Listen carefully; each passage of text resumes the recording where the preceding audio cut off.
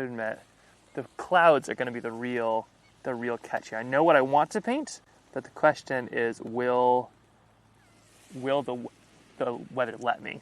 Is kind of the real question. Okay, so we have some of this. Let me just get the chat up and running.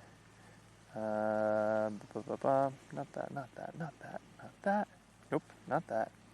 And that's what I'm looking for. Alrighty then. Just making sure everybody's staying out of the rain. Rain coming through? No rain here, no rain there. Like a little makeshift shelter. So far, so good. We'll see. Tomorrow's a real rainy day. Okay. Looks like chat is up and gunning. Hello. And hello, Pat. All right. So I still need to set up everything. So you get to join me on that. Also, I made fun little pins. If anybody needs a little pin, come find me. It's right there. All right. So we have one of these. We have one of these. What do I need to do? I need to set up the table. I need to set up everything. You've got to get it all going. Okay. Number 2. That still counts. Second place is a great place. And I just need to grab... Where'd I put that other camera? Too many cameras. No such thing, actually. You can never have enough cameras. There you are. So I'm trying to do these little vlogs too, which means that I need to kind of capture the process of making something, which means that I need to remember to capture the process of making something. So got to get the full setup, you know? All right, so here's that. And let's just start this. Set up a little table here.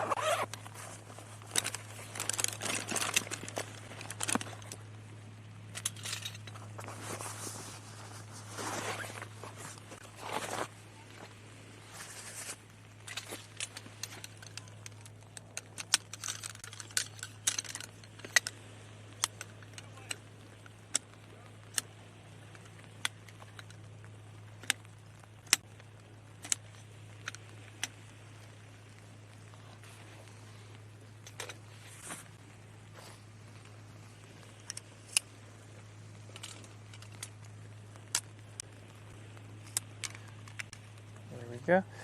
I should probably clean up my mess. I've made quite a bit of a mess. Here's welcome to the whole, you can see where the tent is, set up just in time. Look at those dry rocks, but I still got to kind of pack up all my stuff a little bit better. Hello, Dr. Jude. Hello, Jude. Let's see, everyone watching, it's a bit cooler there than the 93 degrees you have in Tucson. Oh, yuck. I mean, maybe yuck, I don't know, maybe you're into that. But, oof, couldn't do it. I couldn't do it. Yeah, it's like 40 degrees here or something like that. It's in the 40s, maybe not 4D. I bet it's like 49 probably. But we'll check this view out though. Look at this. Look at that stuff. Not bad, huh? What do you think of that? This is Seward, Alaska, where it is a balmy. Oh, it's just a lovely temperature is what it is. I don't even know what it is. It's lovely. And there are some fishermen out here just doing their thing. We got some tea. We've got some gear. We've got a little bit of everything. Table. Big sheet of paper. Today I'm going to be making a sketch, hopefully, of the mountain that you can't see right now because it's behind the tent pole, but my hope is to make a sketch of that mountain marathon way over there, so we're going to see how that works. They say it's 80 degrees here in Oregon. Oof. Yeah, well, that's that's enough. That is enough. I start melting after about 60, I think, sometimes. It depends, though. I've spent some good time in Australia, and I enjoyed it. It was brutal, but I think at that point it's so hot that like it's almost comical. Like it's almost so hot. It's like that's the adventure. That's almost like the fun part. Whereas like some of these temps are just like you just can't do anything at 9 degrees of humidity. Here's a nice cooling view for you instead. While I clean up my mess. Okay, so we got some of that. We got some of this. There we go.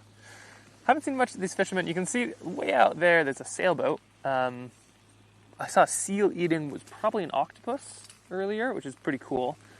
Just chomping away. 97 here in Pennsylvania. Yikes, Tina. That is too much.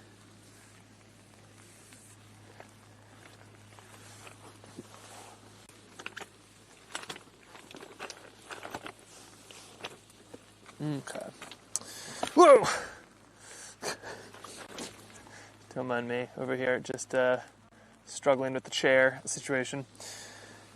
Okay, I think I'm good. I'm Australian, but I live in Oregon, U.S. since '89. Do you still have your hot like chops? Are you still able to just handle extreme heat?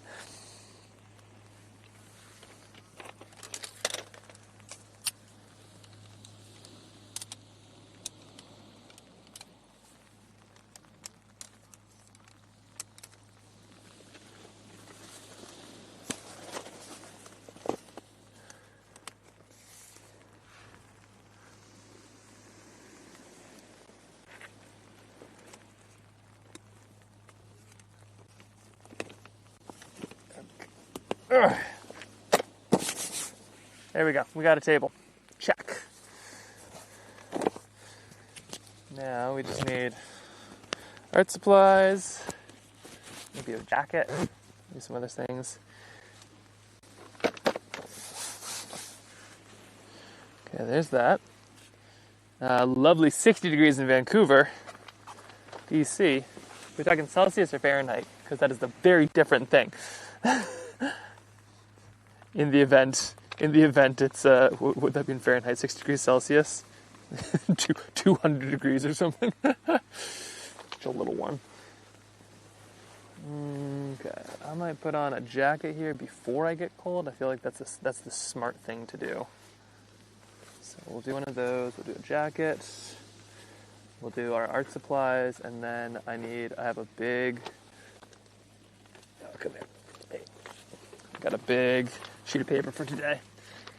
It's actually huge, so I don't know if we're going to use all of it. We're going to use, I think, just enough. Oh, man, my outline disappeared again. Okay. This is a good time to take reference photos, too, because that way if something goes awry, you can kind of freeze it for time just for a little bit.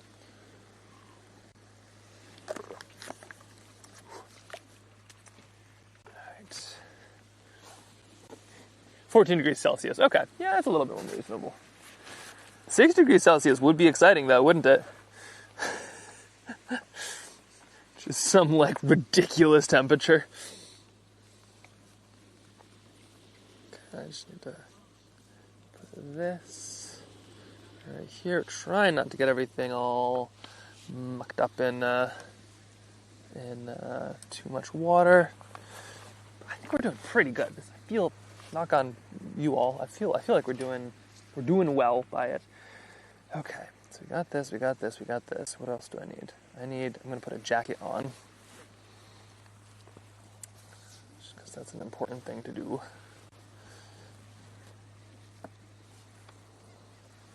Oop, what'd I do? There we go.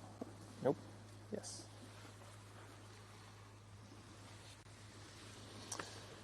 All the buttons all the time.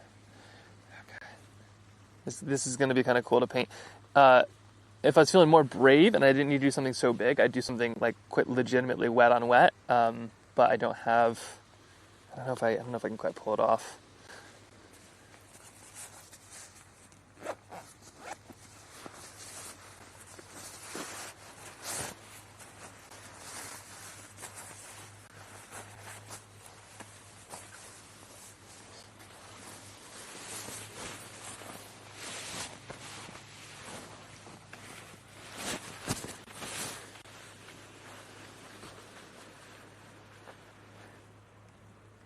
There we go. Put on layers before you're cold. That's the real trick. Don't wait until you're cold to put on layers. Don't wait until you're thirsty to drink some water. Don't wait until you're hungry to eat some food. Do it early and do it soon. I'm also the worst possible person to actually I do not follow my own advice, so. Okay, there's that. Oh, thanks for the resub, Rocks. Howdy. Lovely rocky shore. Isn't this great? I mean, check out this view. This is just, isn't that just amazing? Oh, look at the rain. You can kind of see. Look at those little raindrops. All right, let's just hope it doesn't go through. Anyway, this is what we're doing today. We're sketching this view. I can almost see the mountain that I'm looking for. Hi, Max. Ontario's been hot for a few days with a feels like temperature of 42 to 46 degrees Celsius. Oh, man. Yikes. Okay, that's too much. Because 37 is like body temperature. So, ooh. 33 Celsius, 43 Celsius, and humidity 89 feels like 109. Yikes. Okay, that's... Yep, nope, absolutely not. No. Yeah, everybody cool down with me. Lovely breeze, it's beautiful. Everybody's wearing jackets. Just take a moment.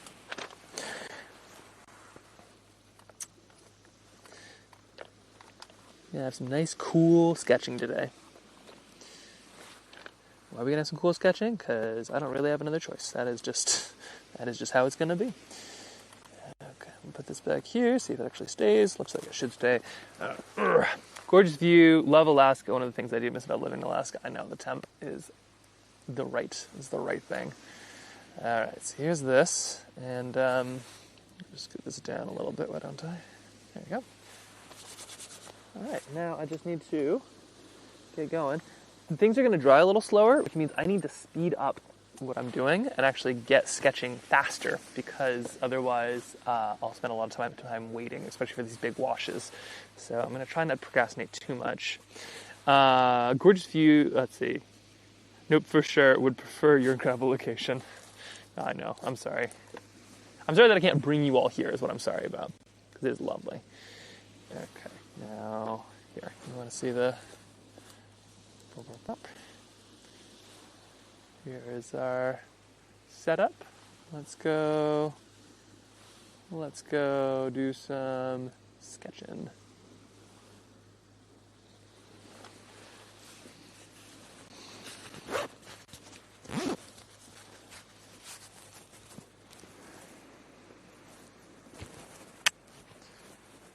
This is the fancy little camera thing, so it shows me what I'm seeing. So this is the view that I'm seeing from the camera on my chest. That's how you do a lot of these shots.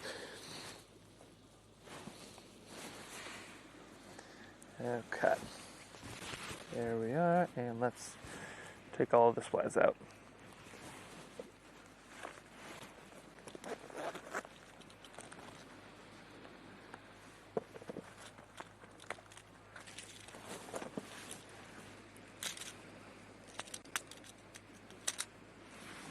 Got some width pencils.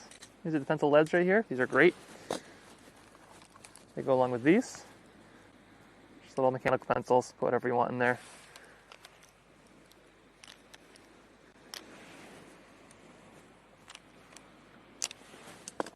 Right there. We have some pens. This is just a micron 0.5 or a micron 0.8, whatever I'm feeling. Probably 0.5 for today.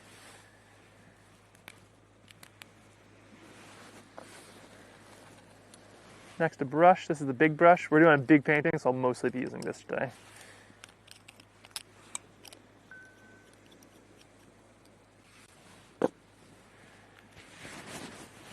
Also have a little white pen, just in case. This is great for little highlights if you ever need it.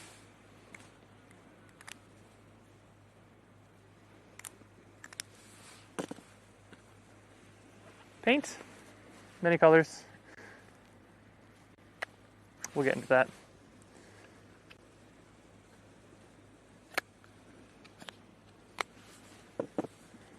And what else do we got? Toilet paper is needed for anything you need, really. And then a smaller brush. Probably don't need any of the rest. Oh, I'll get a little eraser somewhere in here too. Let me see if I can find that. There you go. Rubber eraser, not synthetic. And the reason for that is just because if you make little erasings and they get out into the environment, at least it's not microplastics.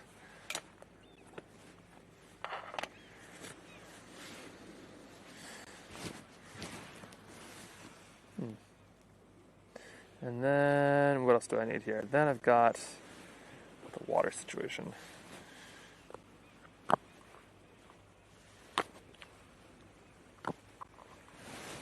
So with this, I need to go grab some water. I might go get a little bit of seawater, because it's just kind of cool. I don't know about you, but I think that's just the coolest thing is painting. Painting a place with the water in it is just like the neatest, I think it's just the neatest thing. Okay, we're almost there. Like I said, I need to kind of speed stuff up here. Like your live stream while you're setting up, what is the shelter called? That's a good question. I found it at a used outdoor store, so I'm pretty pleased with myself. Do you know if With is still planning to launch watercolor pencils? I believe they are. I think they might have just done it. I saw something on Instagram that was like something new is coming, which feels like a shameless launch to me. So I think they are. I think they're just about to. If you're listening, Kirk, I would love some. Let's see. Nice shoes. Thank you. Do you know, let's see, I saw those colored pencils at the store in Jackson. Really wanted to buy them, but they're way more than online, so I figured I guess I should wait. Well, yeah. I feel like this is like the most popular thing that anybody sees me use. They're great. Kirk is awesome. They're like a small family business. They are expensive, but they legitimately, I use them all the time, and you know, I use them heavily. And look how much is still left. So, if you're thinking about it, they're a great investment. I'm not paid to say that either. Oh, here come jet skis. This is annoying and kind of interesting. Look at this. You want to see? Check this out. You see this? They're going to start zipping by here. Look at that. There's a little like line of them.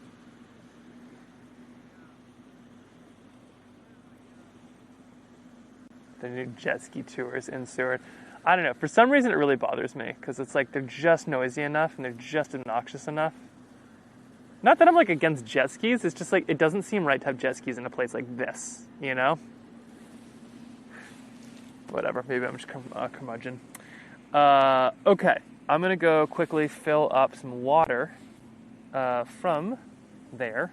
And then let's go and make a painting. I'll be right back. Enjoy some jet skis. Let's see. I'm going to scoot down that way, I think.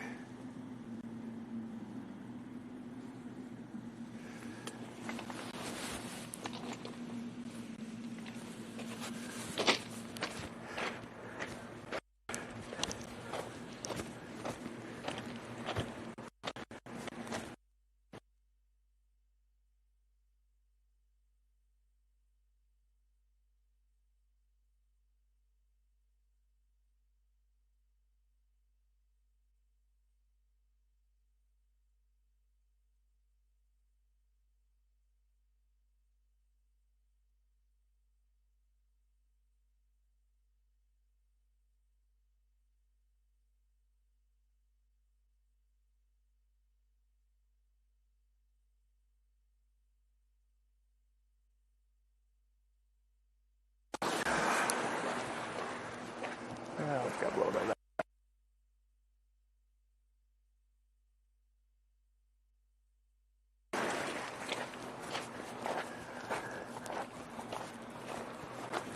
A little bit of water. A little sand in there too. That'll be kind of fun.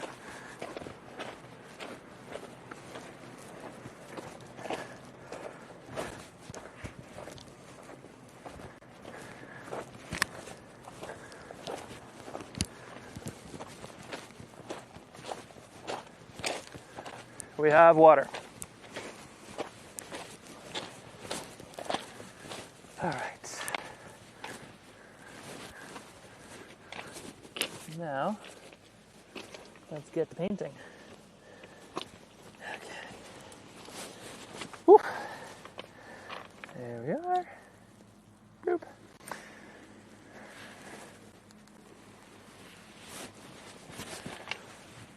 Now, for the record, tomorrow is like the big paint. Today is kind of like the medium painting. The plan tomorrow is to actually go up into these mountains where there's a massive trail race and sit basically in the middle of it and try to watercolor it. The weather is supposed to be absolutely catastrophe like level bad. So we'll see how that all shakes up. Very interesting doing watercolor in water, but it's hard to go wrong in a place like this. So I'm going to start today with the landscape of the actual mountain itself, if it shows. Lots of these clouds happening, and then we'll kind of see where that takes us. Step one is to take this pin off because it keeps on connecting. I also made tiny little pins. Aren't these adorable? See all the people climbing up the mountain. I made these to give away, so I made a bunch of these. Eve actually did all the buttoning, so tomorrow we'll see if anybody needs a little pin. Everybody needs a little pin in their life. Sorry, it's not if. They just do. Okay. Now I needed some big paper. And it's big. You ready? You ready to see the scale of this stuff? This is what we're dealing with. This is what I used to use to carry like massive sheets in the winter in particular. So we're going to be doing some big paper.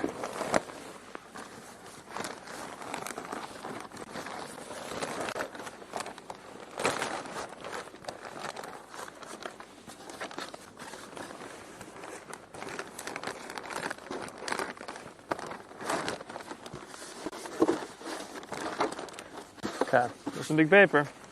I don't think I'm going to paint with all of this, but we have the option. Oh, and I should show you. You want to see something really cool? Yeah, check this out. Look at this. So this is the solstice sketch. I can't really see it very well. So this is the solstice sketch as a print. I wanted to see it bigger. Sometimes I like to paint small and then blow it up so you can actually kind of see all the detail.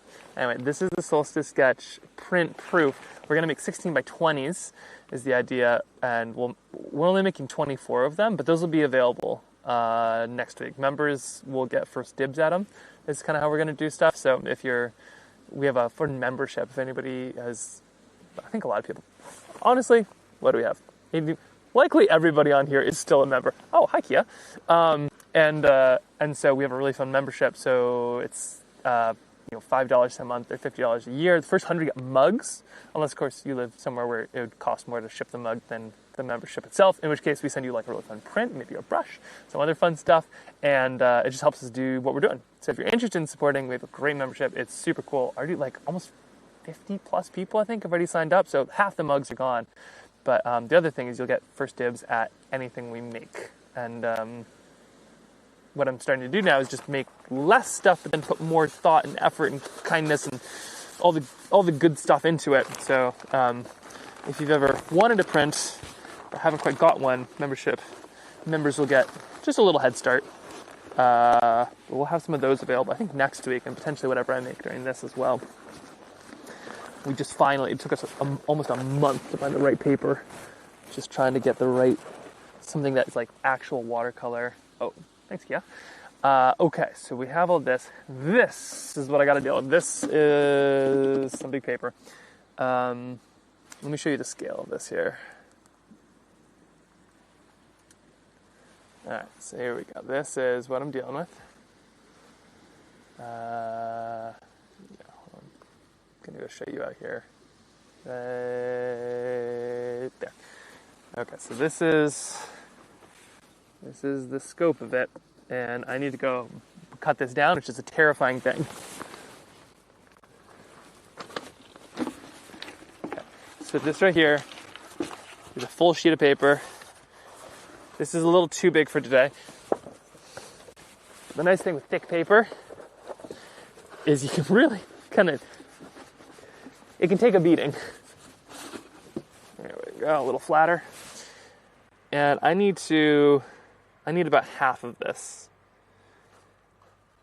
So what I'm gonna do is a little scary. This is just how you deal with this paper. Is you literally just rip it. It's just how it's made. So get it loosely the right size. Pinch.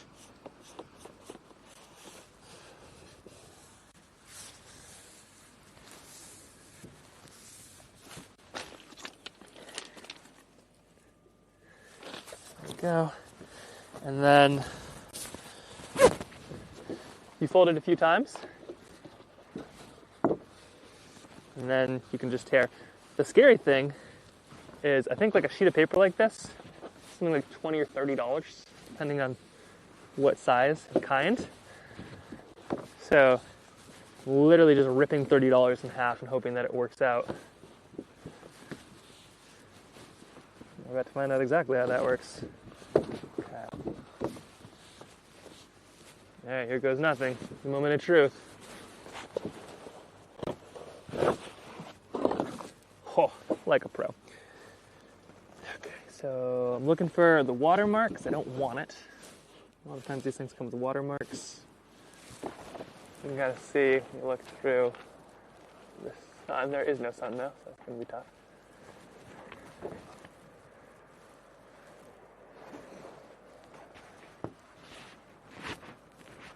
Alright, so I think this is what we're looking at. Got a backup. Technically I have 4 sheets of paper. One is this, and the other is the backside. Oh, there's the watermark. Okay. One more rip.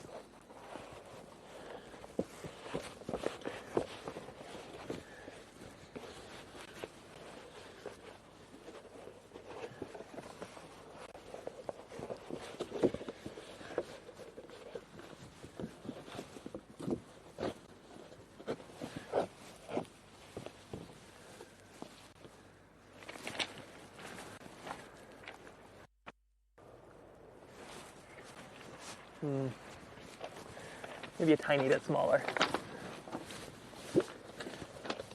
Not that small. This small? How big is that compared to this? That's fine. All right, let's go for it. Let's see how this all shakes up. Ooh.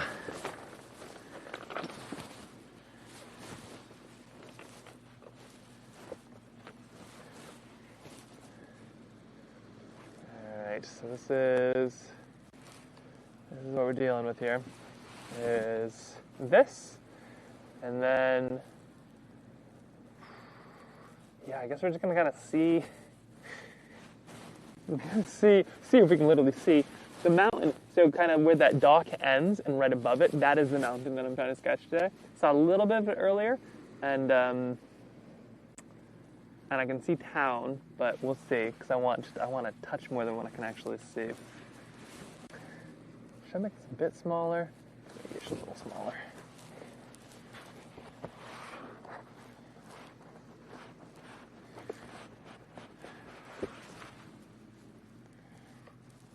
Come back those jet skis. Sometimes I feel like artists make it seem like in order to do something important, it has to be super big and super photorealistic. Like that's the mark of what is important. But for me, I think sometimes the smallest sketches feel the most meaningful. And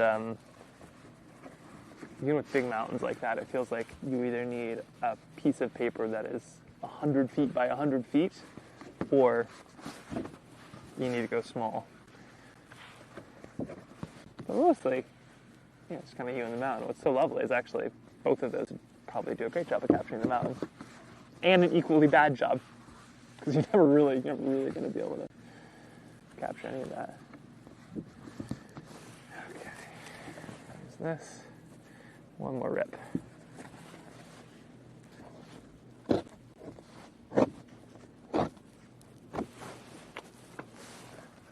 then a little bit more off this edge.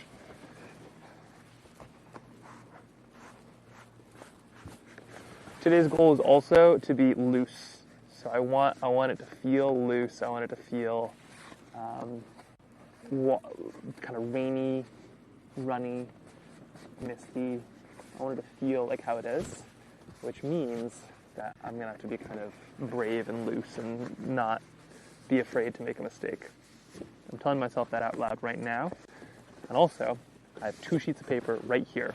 This one and this one. So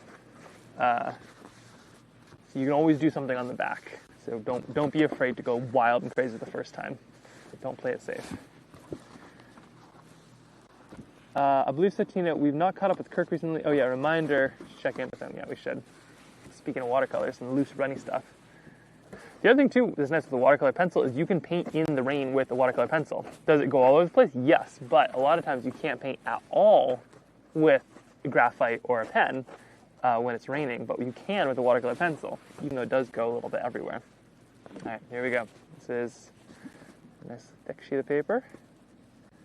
And let's get painting, only an hour after I said I would. Okay. Got some water, got a whole setup. Get yourself all squared away here. Everything seems good. Everybody seems charged. Do you all feel charged? How's your battery levels?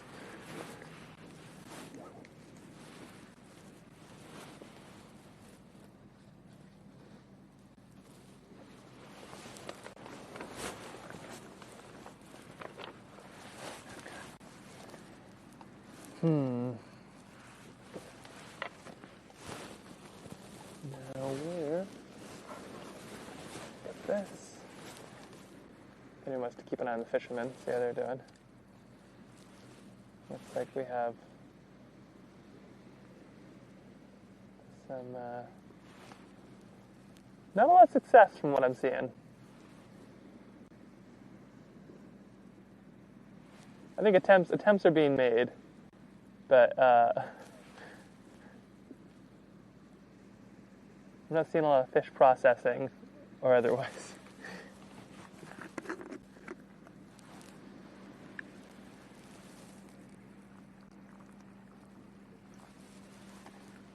Oh no, never mind. This man is an extremely small fish.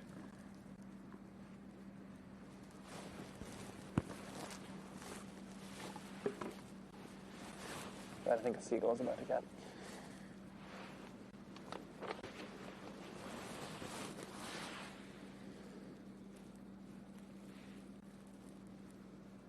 Okay, now let me just...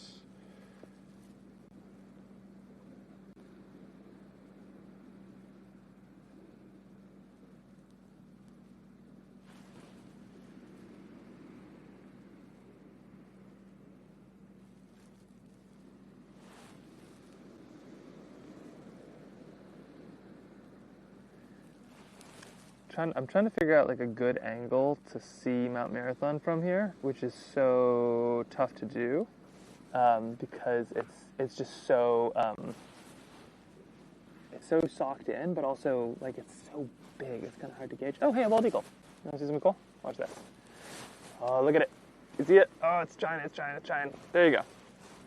It just took the fish and is now flying away. It's the thing that kind of looks like a seagull. Okay, we'll see more of them. Sorry. I feel like this is like when I see like a fire truck or something and Kip is like, oh, it doesn't see it, and I was real upset. Okay, just looking to see. Fourth. Do I have a picture of it? I'm trying to see if I actually have a picture just so I get the shape of the mountain right, because the clouds are going to come in and out. But I want to make sure I get the shape of the mountain right, because that's important.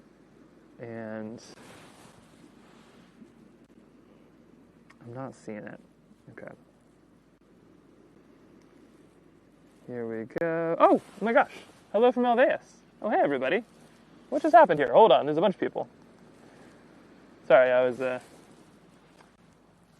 Whoa, wait a second. What's going on? Whoa, I just missed a lot of stuff. Hello from Seward. Sorry, I was distracted. Let me scroll back here. This is what happens when you're on a beach under a tent. Hello. Oh my gosh. Oh, subs. Wow, what's happening? Sorry.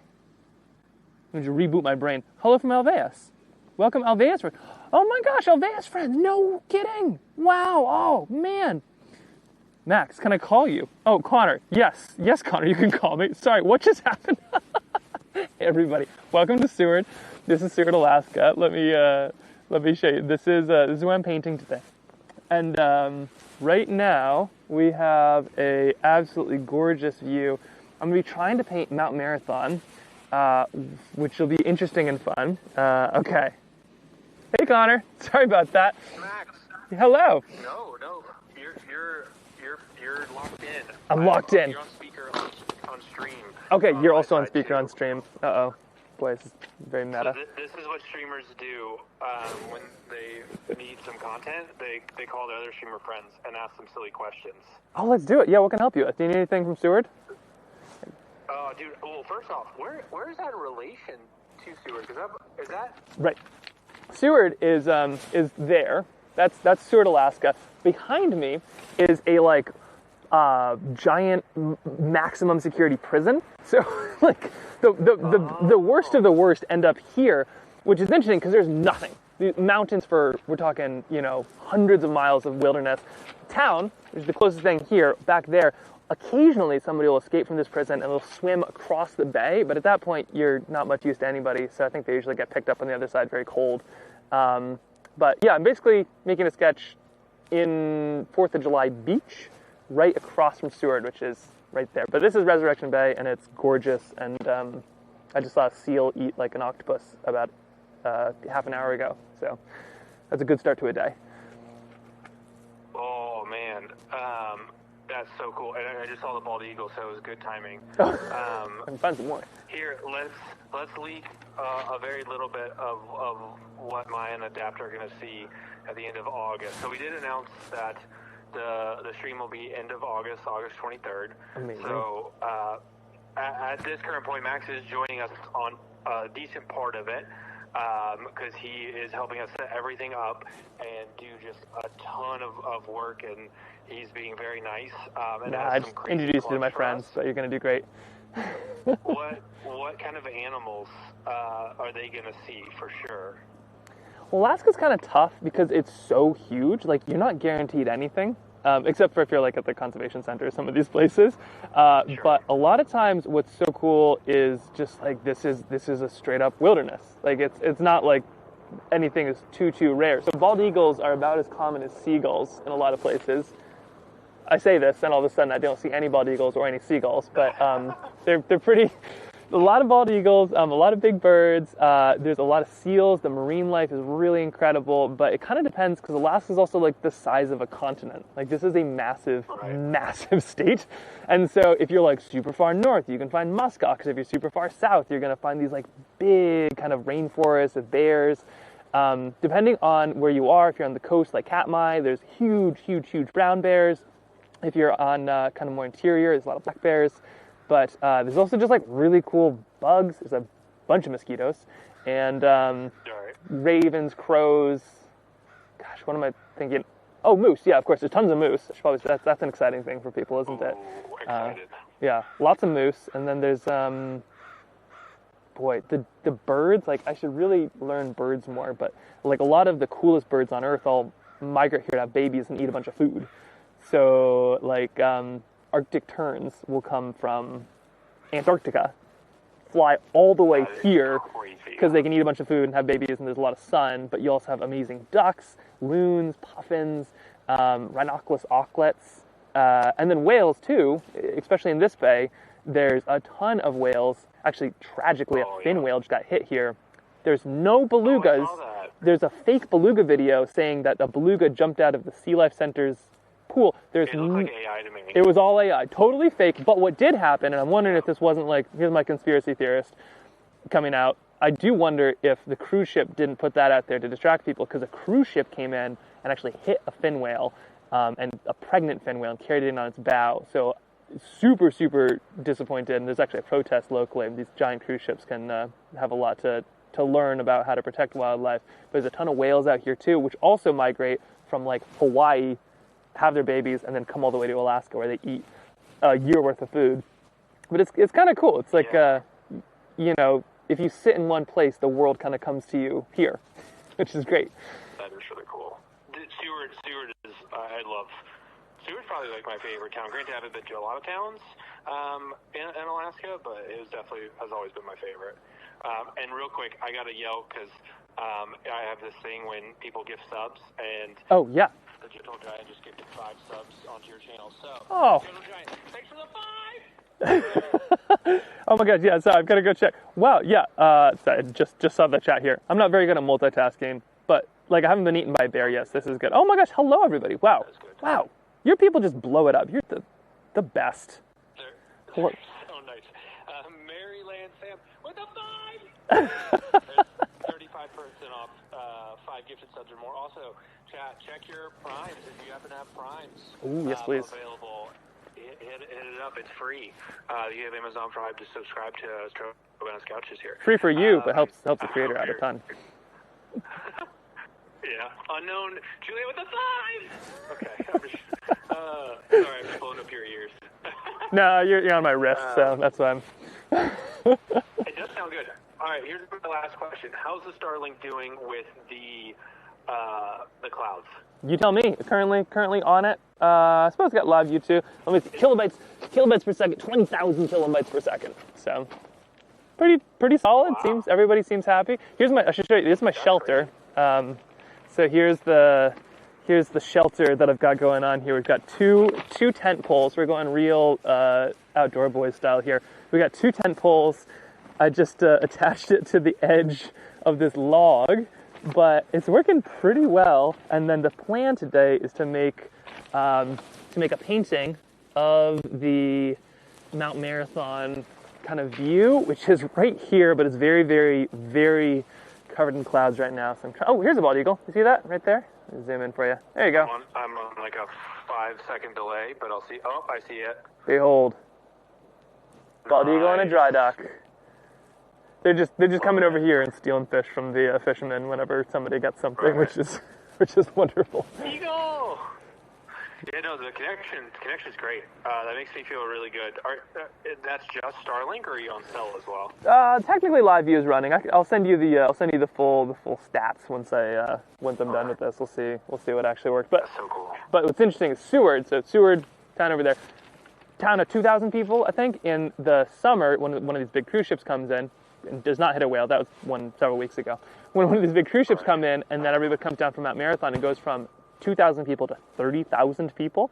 So the cell service absolutely is demolished, especially today and tomorrow. Right. So I'll get a real sense on connectivity. But my dream is basically just to figure out a connection system and just Bob Ross in real life, take people out, sketch these places like actually in them.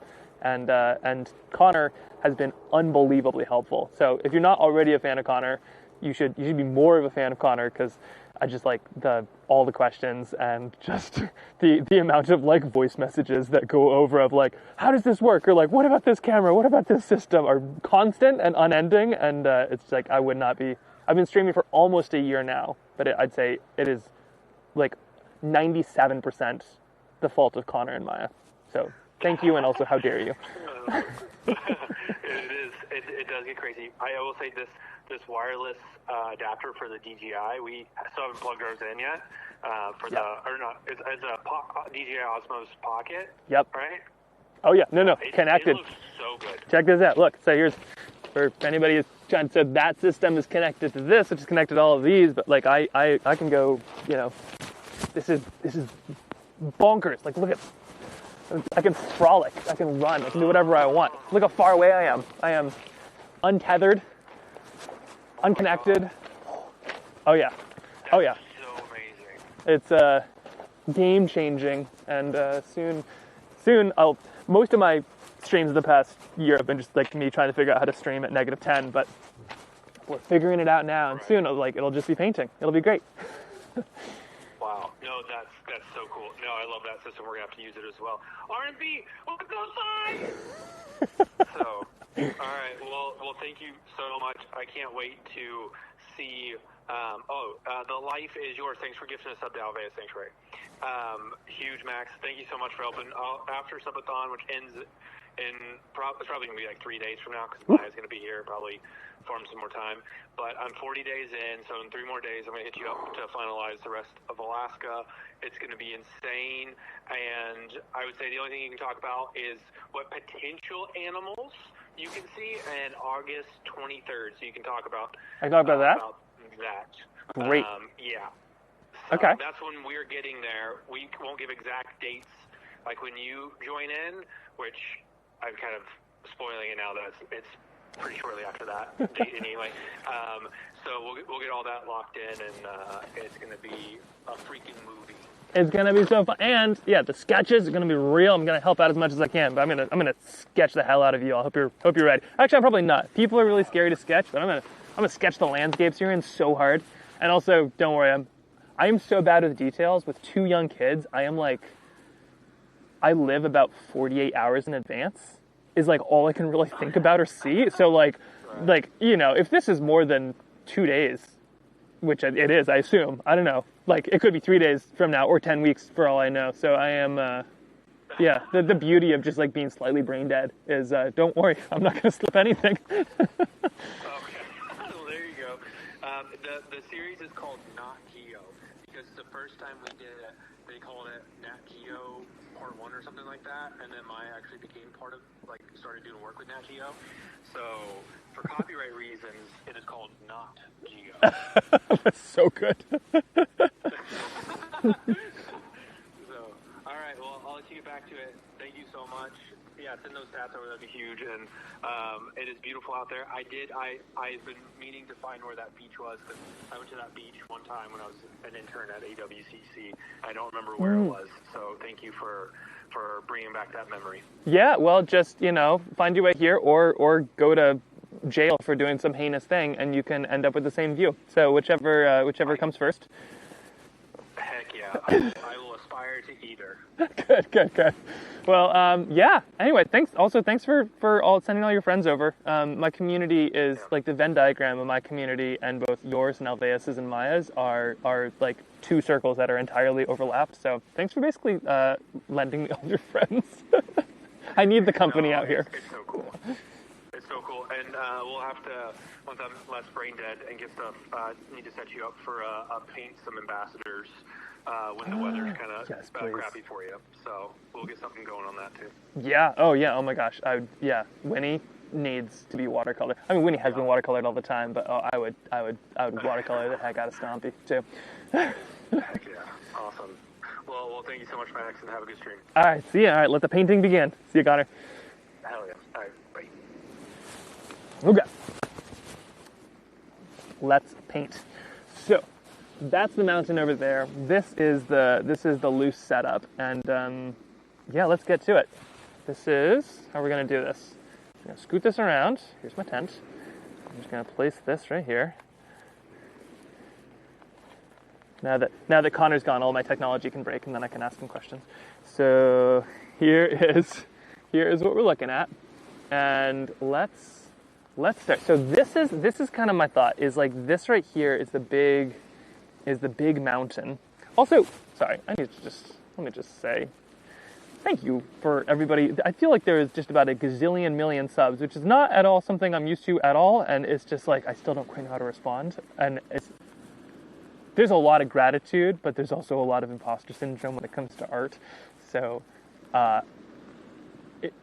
just in case I get all shy and don't say anything, I just want to thank you. Thank you for thanks Unknown, thanks Maryland, thanks I missed most. Thanks Gentle Giant, thanks Connor. Oh, Connor, thanks Connor. Thanks to Tom. I mean, just everybody. Thank you. And now let's paint. In case I missed you again. But I'm going to procrastinate real hard because this is going to be kind of a scary one. When it comes to watercolor, the hardest thing is to start. And what we're going to be painting here is this not this mountain. It's going to look very similar. It's actually technically this mountain.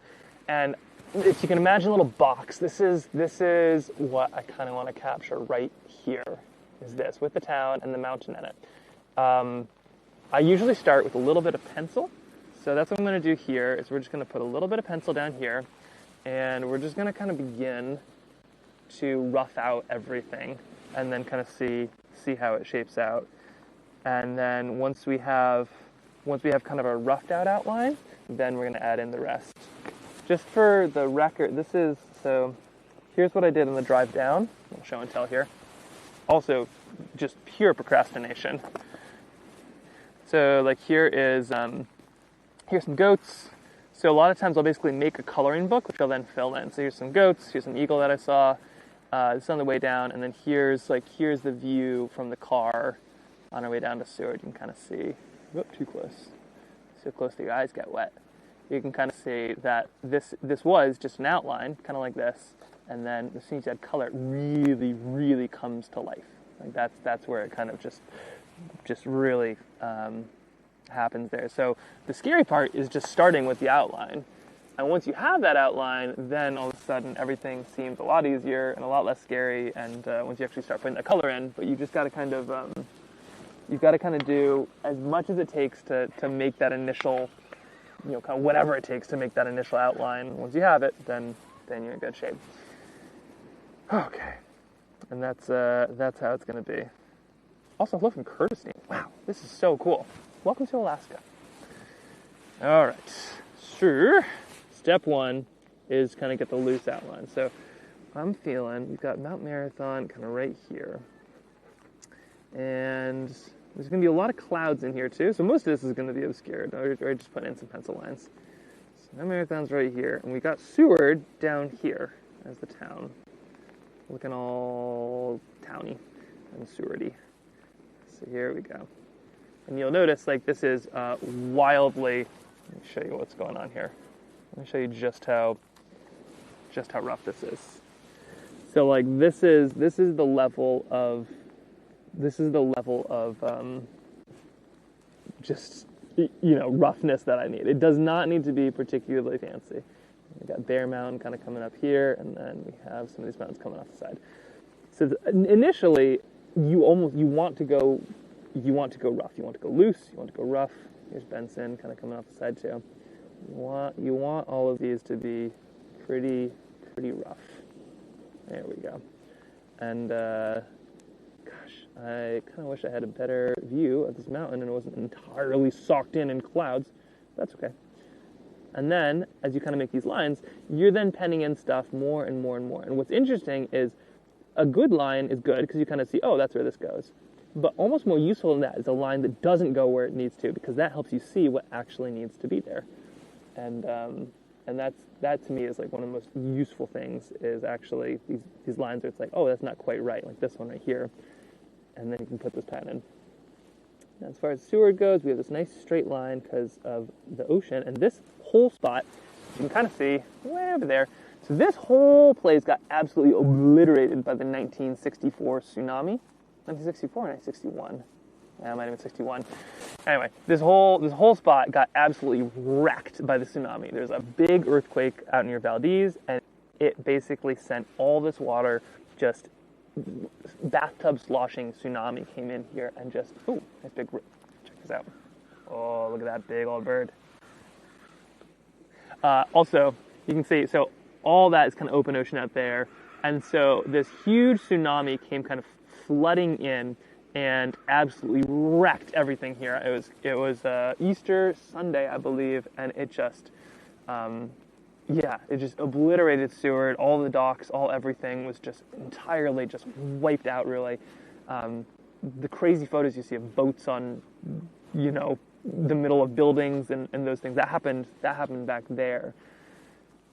I think in total it's 50 casualties, and I think almost 13 of them happened in the small boatyard because a lot of people just didn't feel the earthquake because they were sleeping in boats.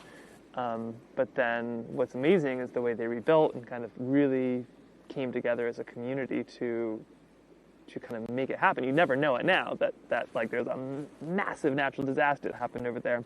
So we're gonna kind of paint that shoreline, which looks different now, but is still kind of has some history to it. And we're gonna paint that here, and kind of goes over to the edge like that.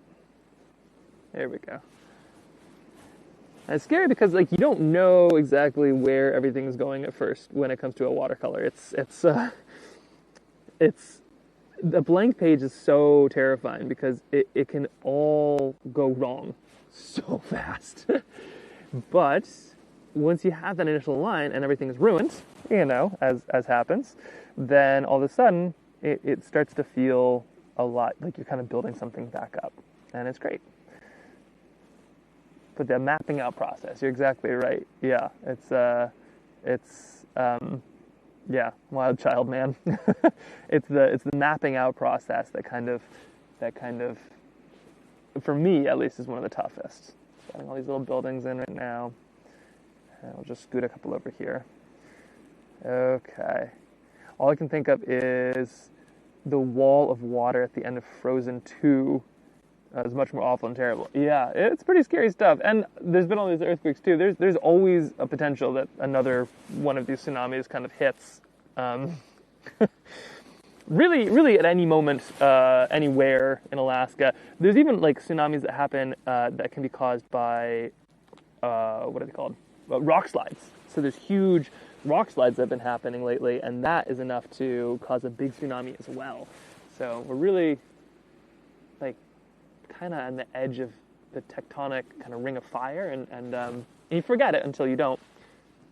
Fortunately, there's big warning systems, and I don't expect to be tsunami'd anytime soon. Knock on wood. You can't say this stuff out loud, actually. I really shouldn't be saying any of this.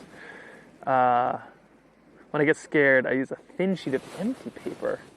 Oh, interesting. A tinier piece of empty paper. Yeah, totally. And honestly, I should probably be doing that here. Sometimes it's nice just to make like a little half sketch. It kind of gives you a really good sense on what needs to be there. And I'm thinking, I don't know.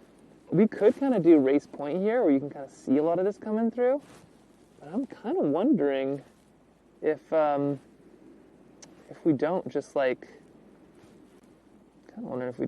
leave most of this in the clouds. You know what's going to happen is the second I do like paint a really cloudy painting, the sun's going to come out in seconds. Is just how it works. Nature is beautiful, but also scary and powerful. My goodness, isn't it? Yeah. Okay, so we got a little bit of this. Here's what we're looking at here with the general outline. For the record, there was a bit more of the mountain that you could see here earlier. Okay, so we got something like this. There we go. Okay, little start.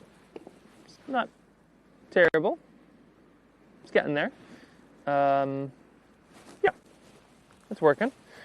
I'm gonna go take a quick tea break. That's the other thing that I do a terrible job of doing, is actually hydrating and or just like having sustenance. I kind of get in the zone and then forget, and I get hangry, and that's not good for anybody. So before I forget, let's just do a quick tea break here. Now, what's kind of fun is there's a lot of history of Alaskan artists out here too.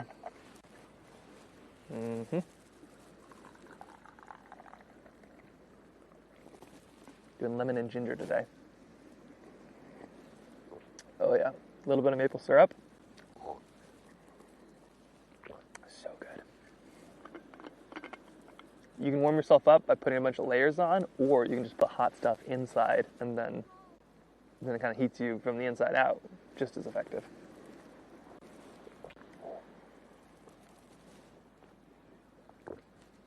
I don't see any whales or anything though. Sometimes they'll come into Resurrection Bay. It's pretty amazing.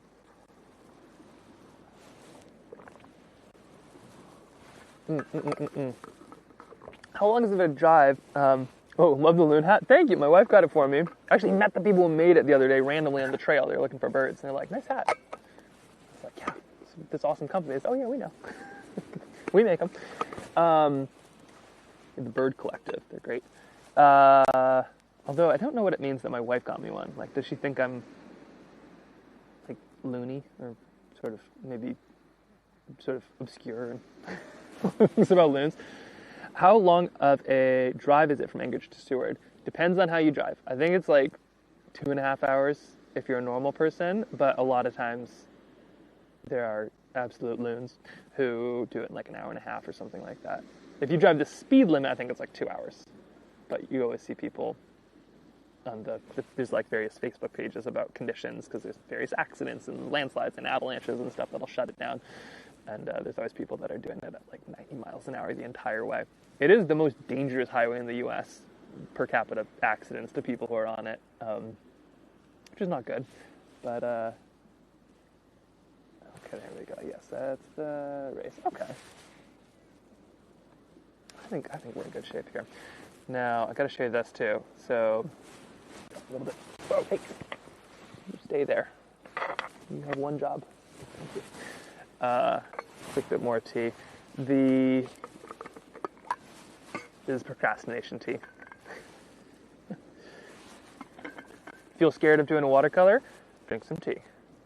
That way you're hydrated and procrastinating. As a wife and a bird nerd, I approve the subliminal messaging of that. I should get her one because loons are so sweet. They like carry their babies on their back and everything. They're so cool. But speaking of artists, Rockwell Kent was actually would row out to this island out here. That one, I think. This one or that one. One of these is Fox Island. So Rockwell Kent, who's a super famous painter back in the day, would caretake out on this island with, I think, his son, where they bred foxes, which is back when that was a thing and people didn't have morals. And so there's Fox Island, which is way out there, and that's where a lot of his inspiration for some of his cool work came from. I don't think he was the fox breeder. I think he was the, person who basically keep the fire running during any given day. Also, fun fact, Bob Ross, Alaskan. I don't know if anybody knows that, but you didn't. You do now. Okay, we got to do this, don't we? Let's make a painting. But first, let me quickly just set up a quick camera for a time lapse. I love to show the whole process. It's kind of magic seeing something come to life. And it should happen pretty quick. If I do my job, this will be a relatively quick sketch. The best paintings are. It's the ones that take a while that are, it's weird, but like a masterwork will take you an hour. A mediocre painting is what happens when you keep on poking at it for another 2 hours. So, so learning how to stop is a thing I haven't quite done yet, but need to more. Okay, let's do this. Here we go. So step 1, place the time lapse. Step 2, start the time lapse. Step 3, make a masterpiece. Step 4, celebrate with scones or some tasty baked good. Step 5, get insecure about the masterpiece. Step 6, show it to your wife. Step 7, she says nice things about it, and then you're like, okay, I guess this is fine. Step 8, get pretty stoked on it. Step 9, go and plan to do another crazy adventure in bad weather because you kind of forgot about how scary it was. Step 10, go back out, wonder what you're doing. Step 11, start a painting, and then the cycle kind of repeats right there. Okay. It's true. Not walking away and leaving it alone is so hard. It's just the toughest. Okay, let's do this. No more procrastination. No any of that. Let's make a painting. You ready to see this? Okay, step 1. Back at it. So put this here. Okay, so this right here. Now let's get to it. So I'm going to start with a little bit of pencil and then pen. We're going to start the pen at first, and that is going to give me just a good sense of kind of where we are going with the actual kind of the outline. Now I don't want to put too much there because a lot of this is going to be in the clouds. And the pen line kind of gives away the clouds, especially once I erase stuff. So I'm going to kind of add a little bit of this. Here's the funny sounds behind me, which always freaks me out a bit because it could be bears. Yeah, I think it's just wind. Okay, a little bit here, going down into town. There we are. Now, here's some of the scarier lines.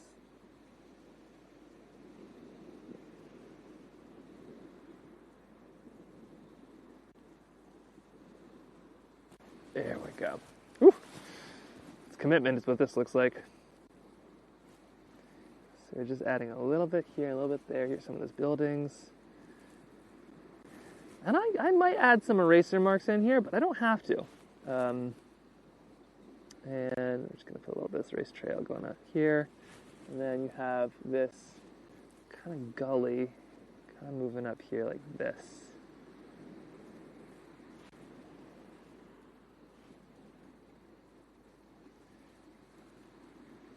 And just a little bit of texture, a little bit of line will kind of disappear into the watercolor. So it's kind of fun. You just kind of get this little opportunity to kind of add these little bits and pieces here and there.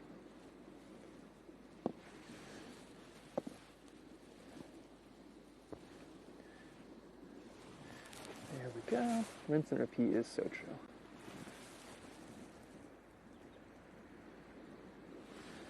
All right, now we're just gonna add a little bit here. A little bit here. And really what I'm doing is I'm just kind of making myself my own coloring book. And once I have just enough of this kind of in there, then we'll go to pencil, colored pencil, and then comes the watercolor. There's that waterfall right there.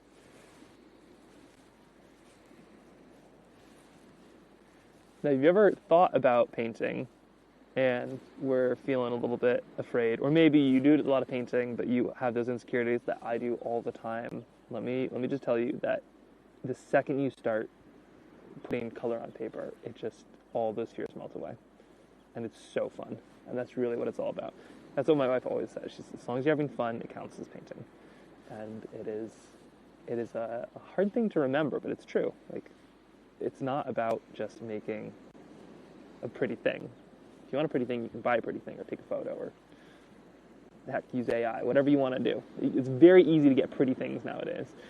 It's the process that actually matters. And the process is super fun. Like, it's a ton of fun to paint.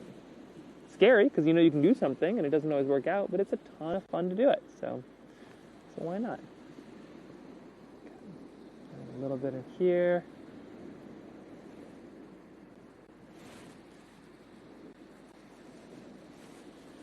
Alright, so here come some of these lines, and these initial ones, these are all going to be kind of covered up here, but they add just a touch of texture, and it kind of gives me something to hold on to. You know what I'm sketching, you know kind of where it's going.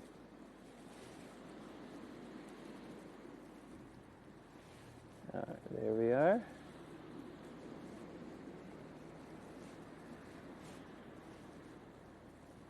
This is a cloudy one. I'll show you what we're looking at here in just a moment, so you can kind of get a sense on where, how far on we are. On your upcoming stream, let's see. On your upcoming stream post on YouTube, it says the Mount Marathon is the deadliest 5K. Is that true? I mean, I'm sure there's lots of people who've had like heart attacks in 5Ks, so probably like, but. People have straight up disappeared. It's definitely one of the most dangerous 5Ks. I think they could call it that. They could definitely call it the toughest 5K. People run from here, and they run up here, and over here, and all the way up here, and down here, and over here, and they're going to do it in about, fastest, in about 40 plus minutes. But here to here, they'll do in 10 minutes, and it is just free fall. It is absolutely crazy. There's a film, if Jen, if you want to post at the top, we made a film almost 10 years ago now about the race, and you can kind of get a sense on like how crazy it is. Lots of life-threatening injuries. Nobody's ever died during the race. One person has disappeared and they never found him. So hard to know exactly how to qualify Mount Marathon in Alaska. It's a lot of things.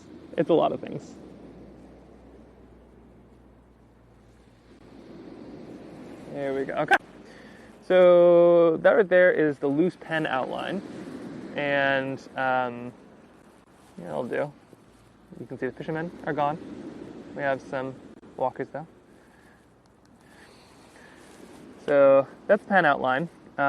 Next, we're going to be adding some colored pencil, I think. And I'm just going to quickly go and get a little chargy thing because I am running out of batteries, which is a fine thing to do. When in doubt, run out of batteries. Wait, I told you have one job, little stick. Come on, sit. Sit. Talk to the camera equipment. Just watched your film last night. Actually loved it. Looks like a terrifying race. Oh, I'm glad you liked it. It is a crazy race. It is a really wild event, but it's a cool thing. It's a neat community, and it's actually what got me into filmmaking. I saw this and I was like, this is bonkers. I needed to understand it, and so I ended up making a race about our film about this race, just because it was like, how is this even a thing? Like how does this make sense? So I needed to understand it. So I made a film, and that's kind of what got me into the filmmaking and the watercolor and all the rest. So it's been really fun to be able to share that with everybody. Okay, now if I put this here, will that stay? Oh, great. Yeah, maybe I'll put a rock too. When in doubt, rock it out. Not that one though. Very important to find the right rock. There we go, that's a good rock. All right. Back to it. Back to it. So, next, we're going to be just erasing just a couple lines, not all of them. Oh, there's our, oh no, phone down. Sorry, and here's your bald eagle, look at this. Oh, there you are.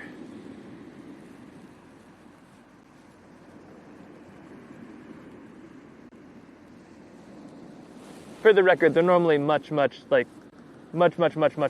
common. Like, this is not at all strange to see a bald eagle. They're normally kind of everywhere. But that one is playing hard to get.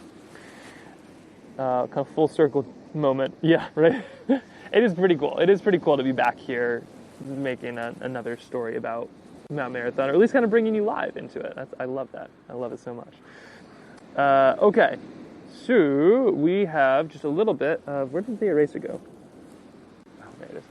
So right now I'm just kind of adding I'm just taking off a little bit of the eraser, just in a few places, because I am actually going to leave quite a bit of it. I love this idea of kind of showing your work, especially in a day of AI when everything is so it's just so easy to get a perfect thing instantly. It's cool to see the process. So I'm going to add just a touch of eraser to kind of hide some of this pencil.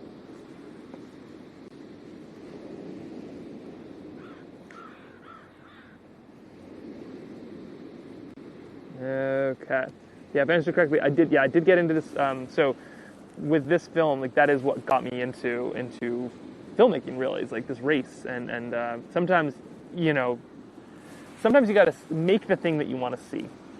And there wasn't the film that I wanted to see of this race, and so I ended up making it, and then that kind of led to a bunch of things. Ooh, here comes the wind. All right, we got to pick up the pace here. All right, I'm going to add a little bit of color, and then let's get in here. So I'm just gonna go like this. Okay, so next I'm gonna add just a little bit of some color. Here is one of these colored pencils. Here you can see I've got some green on this one, and I'm gonna kind of just add a little bit of texture. It's gonna give a little bit of life to this sketch. Just adding a little bit of that texture in.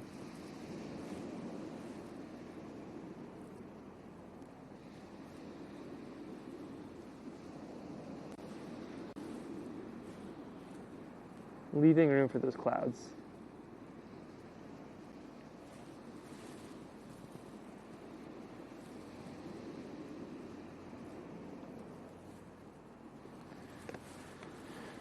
And let me just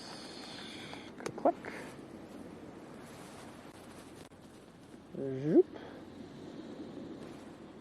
There we go. Okay, now let's get the rest of this going. Okay, so we got our greens. We kind of move up a little bit. Touch of greens on this side too, but not too much. And then a little bit down here as well. This is also the style I use because sometimes you don't get,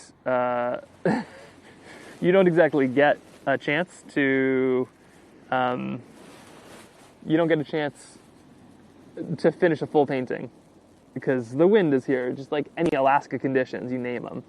And so sometimes you only get a chance for a pencil sketch, and then sometimes you only get a chance for a pencil and a pen sketch, and sometimes you only get a chance for a pencil, a pen, and a pencil, like watercolor or colored pencil sketch, and then sometimes you get to break out the watercolor. But this is basically, my style is incremental. In case you need to stop, you still have a little bit.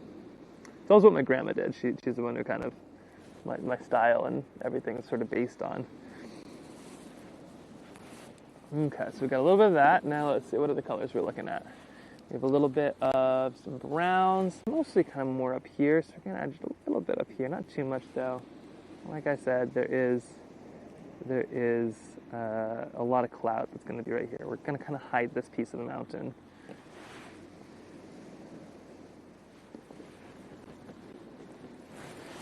And then these right here are called width pencils. These are great. These are, this is what I'm using here. So all of these I can interchange. It's just a mechanical pencil with some different leads. So you can use them just as a lead, but it basically means that I get like a whole set of colored pencils with me without having to bring an entire set of colored pencils.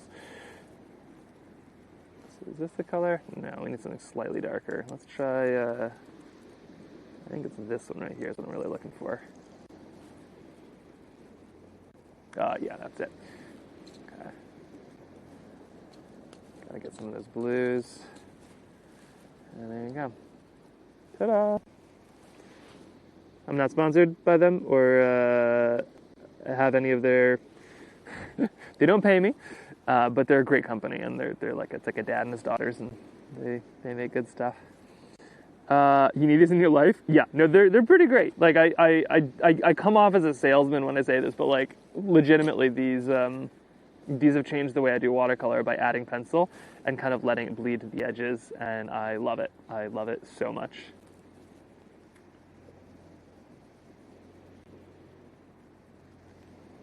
I think they're coming out with watercolor ones too, watercolor leads. You can put watercolor pencil lead into Oop, hey. Back up with you. You know what? That's fine. Okay.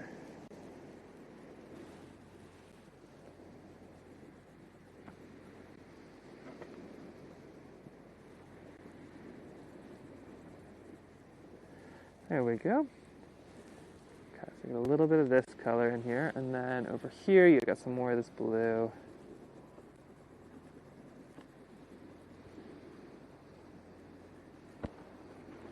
Oh, all right. Well, there goes the tent. All right, tent is down. One moment. Okay, I need to go fix this. I'll be right back. Don't mind me. Okay, I'm just gonna put this here. Oh, there's so much water. What happened here? What happened? Tent. Okay. This. Hey. Where do you belong? You belong. This is what happens when you try to put a tent into a log. Gonna use a little bit of this to bash it in. Get in there.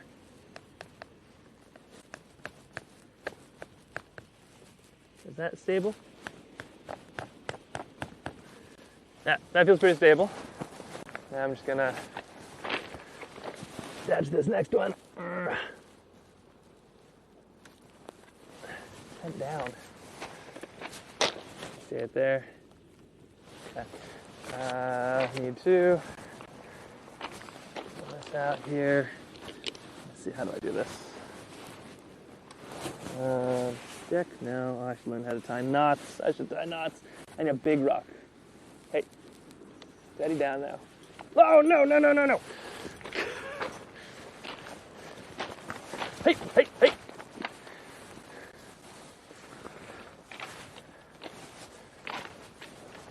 I mean, do I risk it? There's not a ton of rain right now, but still. It's only a matter of time in Seward. Okay, this.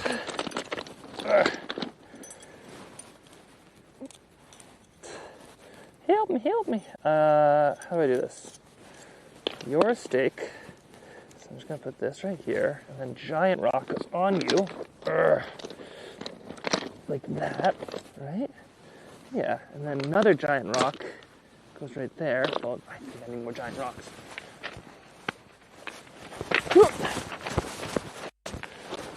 Okay,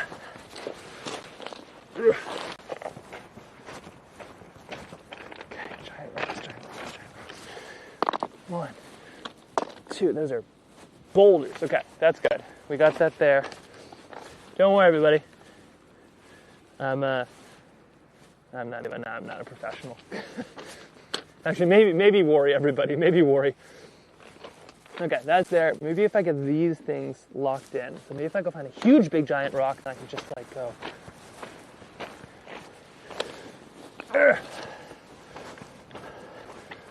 Okay, that's a big rock. So if I get this tied around this, if I remember how to tie things. Is it like over under the bunny goes around the hole and into the fox den or something? How does that go? That's a knot. You know what? If you can't tie knots, tie lots. So we'll just do knot number 2. And that'll be a future problem for me to figure out how to undo. Okay. There's that. And maybe one more giant rock. Fortunately, I'm on a beach full of big rocks. Did I use all of them? Oh no. Okay, there's got to be more big rocks. Who's got the big rocks? Oh, there we go. Jump over here. Is it big enough? We'll give it a try. I've got a couple of these. Okay.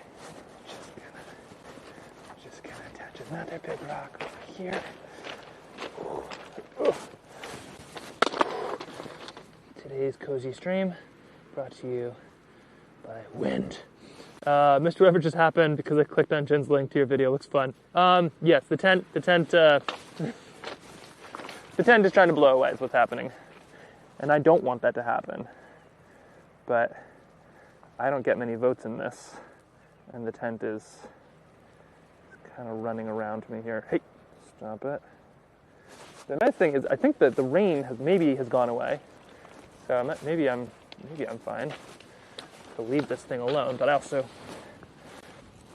Seward is not known as a non-rainy place, so I think I'm better off having a tent than not having a tent. So we're just gonna attach a couple of these big rocks. Here we go. Big rock goes. Boy, that is a long string. It's like I'm fishing at this point. Okay, one big thing there. And then another right there. There we go. Okay, shelter looks great. Yeah. Truly. Alright, so the good news is that I've secured the tent. The bad news is I think I've made a kite. So we're gonna just hope. Oh no! Just knock over this starling. We're just gonna hope. We're just gonna do a lot of hoping is what we're gonna do. Yeah, let's hope that works too. Hey, sit, stay. All right, so here's. Welcome to painting in Alaska. Okay, so this is the system. We now have many more strings. Maybe if I just like tighten up everything. Okay, that's a little tighter now. Tighten this up. That's a little tighter. Yeah, this is definitely just a kite. Okay.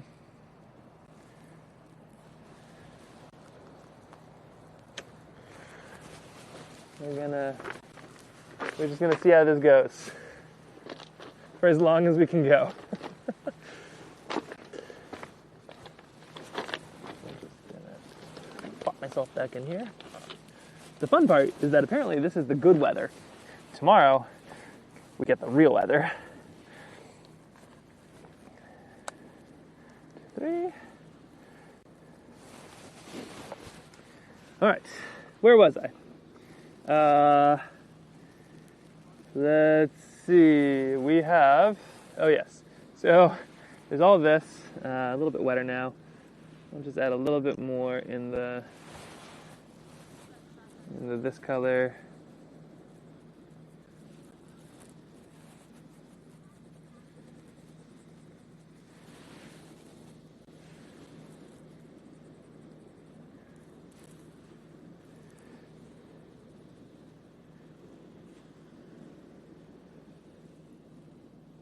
There we go, and there we are. Maybe even just a touch of beach. I can almost see just like the tiniest hint, the littlest tiniest hint of a little bit of sand out there. So we're gonna put just a tiny bit into one of these, and then let's get it going. Like I said, the watercolor is sort of the fun part. It's also the scary part. So a lot of procrastination that goes on until then, which is fine.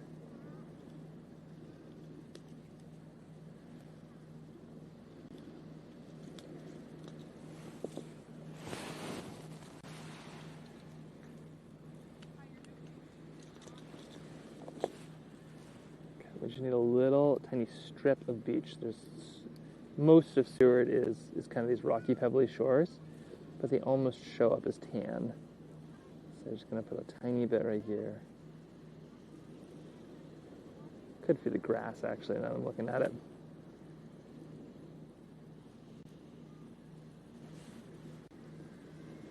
Okay, there we are. So that portion is now done. 2, 3.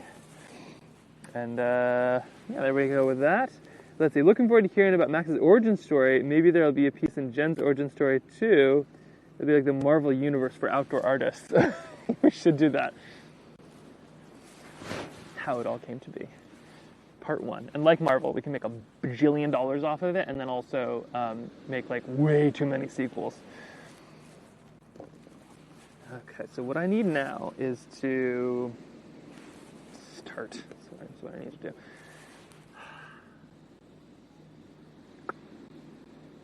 Are we ready to do this? You feeling it? Okay, getting the sneezes out. Let's do this. No, yes, no, yes, no. I need to go find a bush, lickety split. I'm gonna give you a quick look. Here, keep an eye on this sweet couple here. I'm gonna be right back. If anything happens, somebody needs to tell. I'm just leaving the chat right here. Okay, I'll be right back.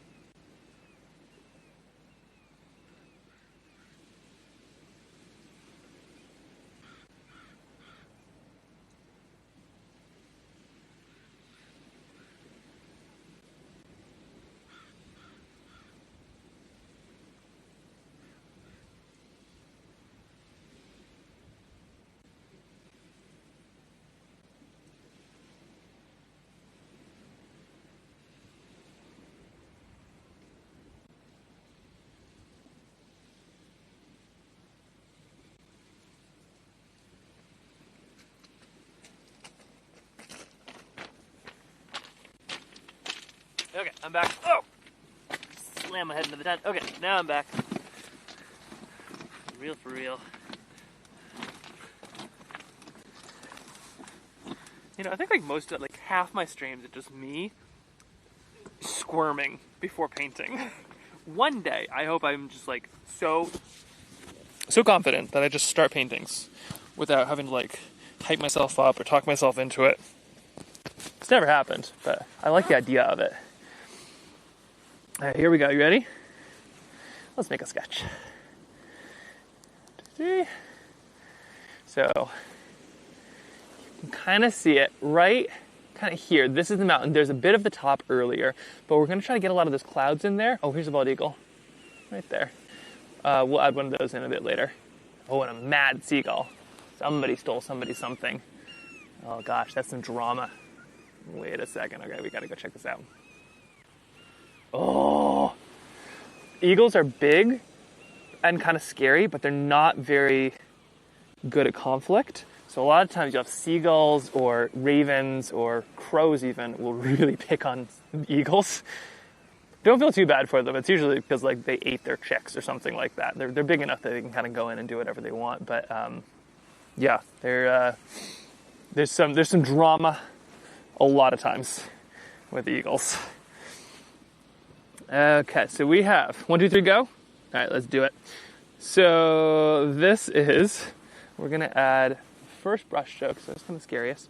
So we're gonna add just a little bit. We got some salt water here, and we're gonna add some of these clouds in right now. And these clouds are kind of interesting. They have a bit of a base, but we gotta add to the back clouds before we can add the front clouds. So here we go, the back clouds. I'm gonna add in a lot of water just to start. And this is salt water, which you can paint with. It does stuff that's a little different to paint sometimes, but you just want to clean your brush really good afterwards, and you're good to go. Okay, so we got a lot of salt water right here, and we're just adding a bunch over before we add any color, because we want it to kind of flow naturally. So here we go. Now let's pick up maybe a little bit of indigo. We're going to kind of just put a big old blop right up here, a couple more of these too.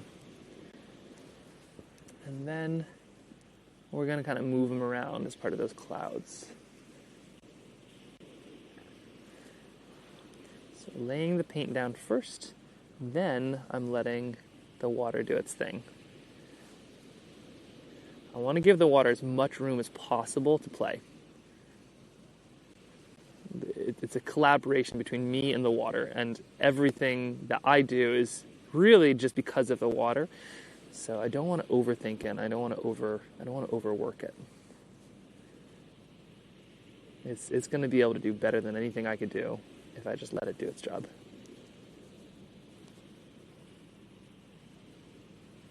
Here we go. And yes, I am using, this is Arches Hot Press, 300 gram, I think. It's some good stuff. Not cheap stuff, but it does the trick. It also takes a beating, and it means that I can use stuff like salt water and things like that without worrying too much, I find. At least I know how it reacts.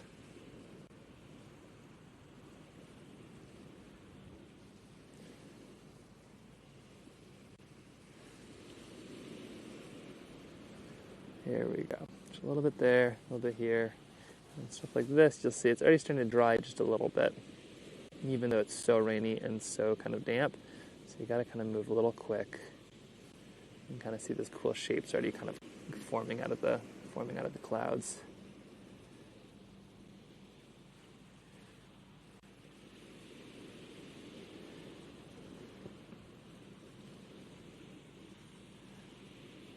Okay, well, we went big quick.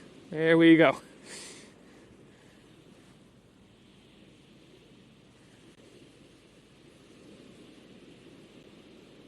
Nice jobs. Good work. All right. There's that. Wow, terrifying. But misty, good. We'll add a little bit more of that once it's partially dried too. There's like a lovely moment in a watercolor when it's partially dry that leads to some really cool textures if you want them. So there we go. Put all that right there.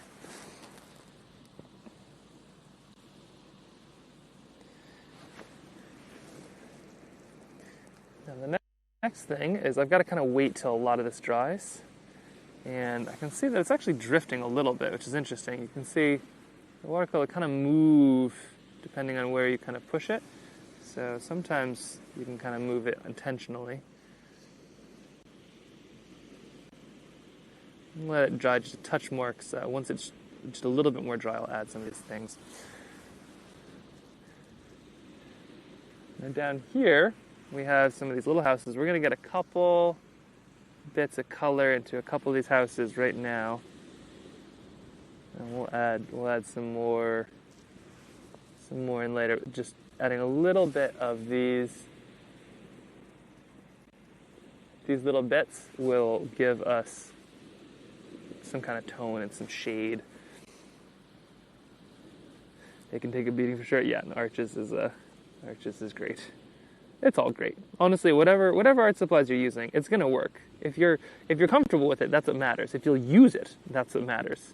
So maybe that's just, Crayola paints and some computer paper. Whatever you'll use is what you need. And if it's the really fancy stuff, that's fine too. That's all okay. Okay, next I'm gonna add just a little bit of this kind of green color. I'm just adding a little bit right here because it does have some good contrast. And we'll pull some in here in a second, you'll see. I'm just getting a little bit here just so it gets a chance to dry, basically.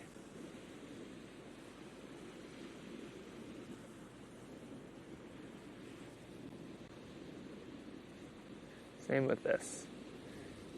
You're kind of trying to think of like, all right, what's going to be visible, what's not.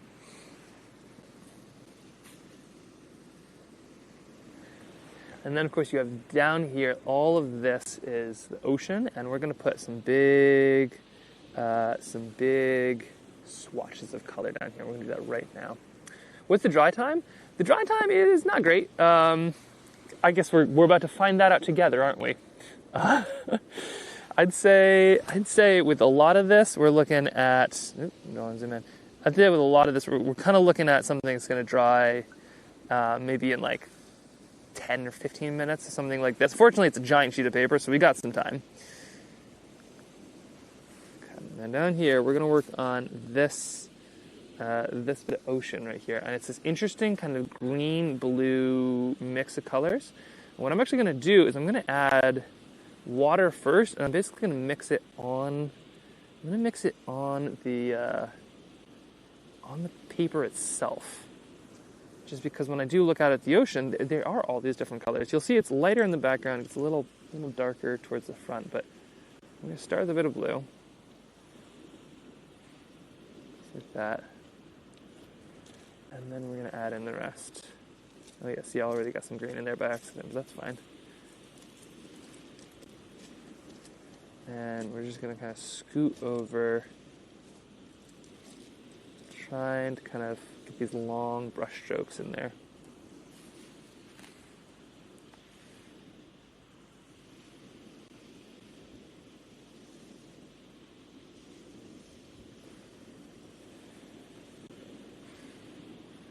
Oop, too much green. All right, so now comes the fun part, seeing if I can fix the mistakes. Yeah, way too much green. Okay, so you get some more blue. And as Bob Ross would say, that's solid green. What am I doing? There are no mistakes, just happy accidents. But an accident can still be a little scary until you right yourself. So you still got to find a way to kind of stand up in it, but it's going to be okay. You've got these lovely kind of colors, and the sea is infinitely more colorful than will ever show up on a picture. So it's okay. It's okay to lean into that. A little bit more of this. Now you're going to get some of these kind of fun textures too, because I am using salt water. So you're going to see some of this really interesting kind of gradation happening in the actual painting itself, which I love. I think it's so cool. Okay, so once we got some of this, now let's add just a little bit, some of these darker colors too. I'm going to put just a touch of purple, I think, right in the base. This ocean kind of, and then we're going to add a little edge. Here we go. There we are. And then maybe we're going to get into some darker blues. The darker blues are going to make that kind of light blue stand out a little bit.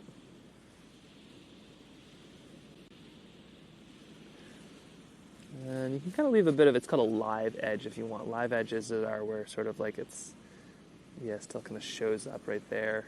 It shows where you stopped, sort of. An unfinished edge is what it should be called.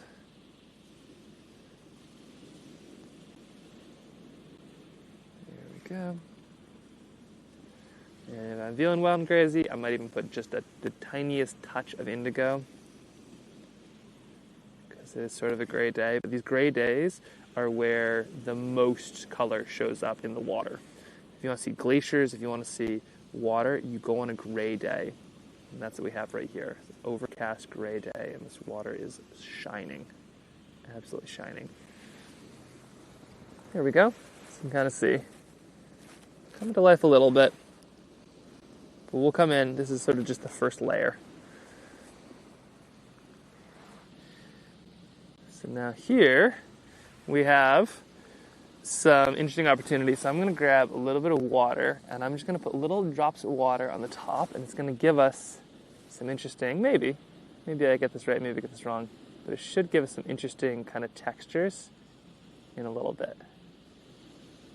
And kind of move the pigment out of the way. Don't need many, kind of just need a couple right there, a couple right here. I'm going to hope that works out.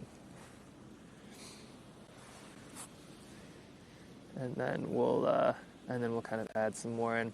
We also have some mountains right there. Once those are ready, we'll add some of those in. But a lot of this is kind of hurry up and wait, because we can't do too much until we're a bit more ready for some of these to be the right amount of dry. Which means that it might be a quick time for a tea break.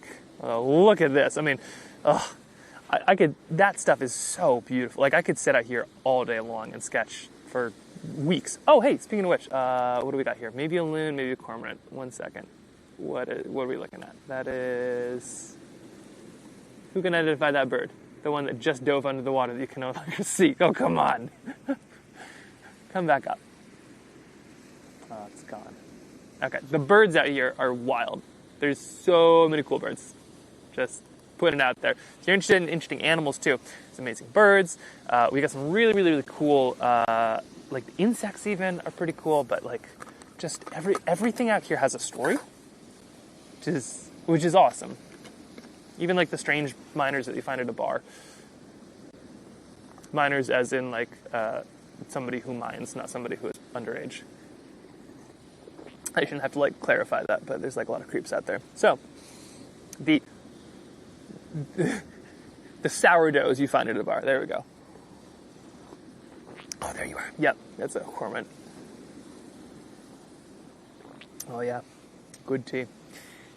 I'm not up to date. What is the next big watercolor adventure? So the next big watercolor adventure is painting Mount Marathon, which is going to be tomorrow. There's a massive race. I'm going to try to kind of capture as much of it as I can. The weather is supposed to be terrible, so I'm going to give that a go. And after Wednesday, we kind of shared some loose ideas. Wednesdays is usually kind of my studio day, or like my please help me figure out some ideas day. And Wednesday, we came up with some wild plans. So I think the plan is to try to track down some of my grandma's sketchbooks sooner than later. So if you're new here, my grandma's the one who taught me how to watercolor, and she left behind 6,000 sketches when she died from all over the world, like Antarctica and the Galapagos and Alaska and Chile and Egypt and Oman and Hawaii, like all these places. But they're all kind of unfinished. So very few are labeled, and there's just little basically coloring books that I can't unsee what she could have done with them. And in order to kind of paint with her again, I need to find out where she was. And once I'm there and I have her sketch and I see the thing, then I can fill it in and paint in the place with the same materials in the same place with the same stuff, looking at the same view, exactly where she was. They only line up in one place. So the plan has been to try to find those. It'll take me quite a while to find all 6,000. But I've been too scared to kind of start, and the plan is like next year to start in earnest, but I'm thinking like maybe even like next week and try to track some of these down. We just kind of figured out like how. So it's feeling pretty exciting. Very nerve-wracking. But it'll be good. Yeah, next Friday, weather dependent. Let me knock on tent, because it's going to be exciting tomorrow. But hey, you know what? We have a tent, so maybe there's no issue there. What is that button for? Oh, the button is, we made fun little buttons. I got a button maker, and I love making buttons, so I made little Mount Marathon buttons. These are the little people climbing up the hill. And made buttons to give out. We're thinking of sending members buttons. So we also, if I haven't mentioned this yet, we have a membership too.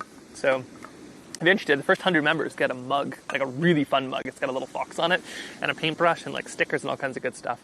So it's $5 a month, or if you do the full year, which is $50, you get the mug and the goodies. Unless you're overseas, in which case it would cost us more to send you the mug than you pay in the membership, which doesn't help support us. So if that's the case, then we have a fun print, and so members might be getting some buttons. We'll see.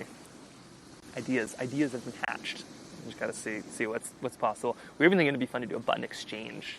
Like you send a button, and then we send your button to somebody else, and send you like one of our buttons. So. Like a little, wouldn't that be kind of fun? You don't have to make the button too. You just send like a little square of something, and I'll turn it into a button and then send it to somebody else, and then you get like somebody else's button and one of our buttons. We'd make special buttons. It's gonna be fun. We're still figuring out the membership side of things. So if you're interested, or you are a member, let us know what else you'd be interested in, and we'll make your wildest dreams come true. Okay, so we have tissue paper. This is such good stuff, and actually it can make for a really good bit of texture if you want. So let's see if this does anything. So this is, gotta spin this down. So this right here is great for adding a little bit of kind of that cloud texture. Sometimes the blooms work, and if they don't, you can kind of force the cloud look. A little bit of, just a touch, there we go. Just a touch of this, and kind of look at this nice textures that it's bringing up.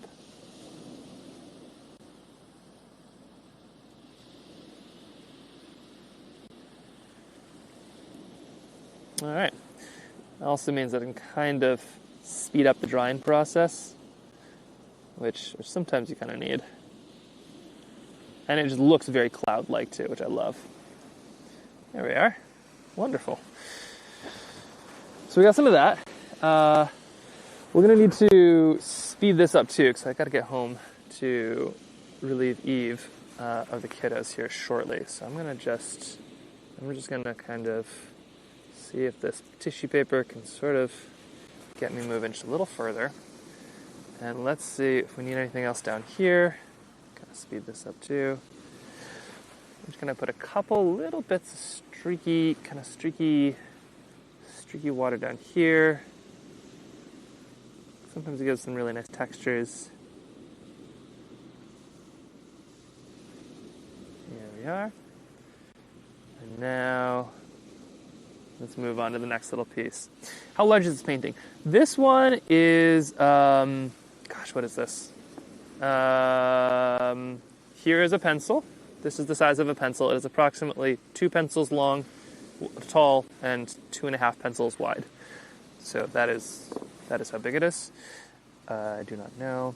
What is the color of the dark sky? The dark sky, this is just indigo, but like indigo plus salt water, so it's doing some weird, interesting granular stuff. I'm so mad at Maya. I'm going to miss the Alaska streams. Oh no! What? Is it because of the time of day? That's a bummer. Shame on Maya. She should have consulted with you first. She really should have. Okay, so once these are just a touch drier, we're going to do the back of these mountains, and we're going to kind of work our way forward with all of these. But we just got to wait till those are just a little bit drier. we can almost work our way into these, but not quite. So we're kind of just stuck. We're in a little bit of a holding pattern until things dry, which they may never dry in this kind of weather. And so, there we go. So while I wait, I'm just gonna grab,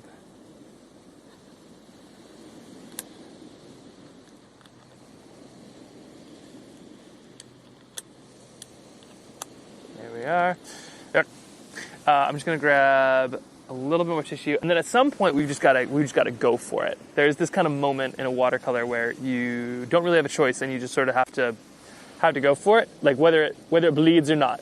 Something's gonna happen, and so we're about to hit one of those here, which is always a little nerve-wracking, but kind of cool. And the nice thing with these mountains is if they like bleed, it might actually look even cooler, which is part of the trusting the water thing. You've got to trust the water. It won't lead you astray.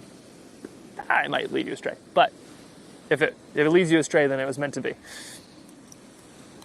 Okay, I'm going to use a slightly smaller brush because it's slightly less scary. And how are we doing on time? Okay, the salt effect is so cool. Isn't that neat? Yeah, I'm very pleased with this. Okay, so here we go. Moving back down.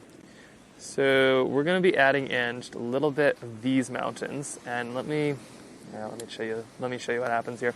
So, oh boy. So these mountains are a touch of indigo, a little bit of blue maybe in there, and maybe a touch of purple, kind of just a bit of a hodgepodge of everything. And what's going to happen is I'm going to kind of add up, and then we're going to find out. Whoops, looks like I'm already kind of getting my sleeves in these. Just put a bit of that down there. Roll up the sleeves. Okay, so right here, we're just going to kind of get a little hodgepodge down here, and then we're going to make these little shapes of these mountains, right like that. And then this gets to be watered down right here. So all this gets watered down, it also gets watered up in this case.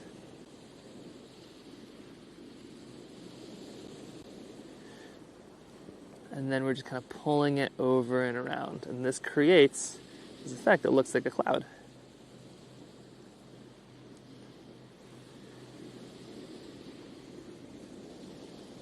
Just like that.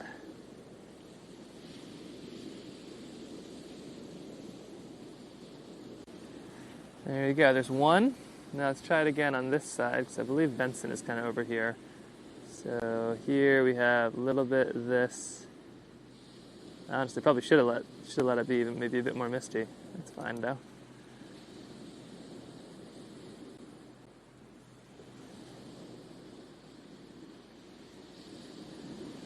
And there we go.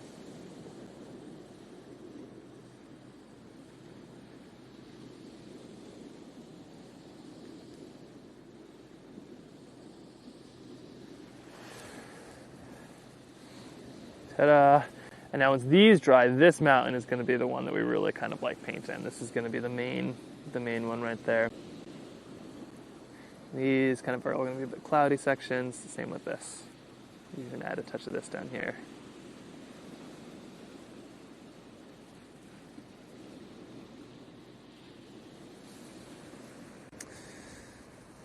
It's going to feel, well, I think it's going to feel a little bit strange because this is going to be the darkest piece. So really, we don't have any of like the shapes coming out.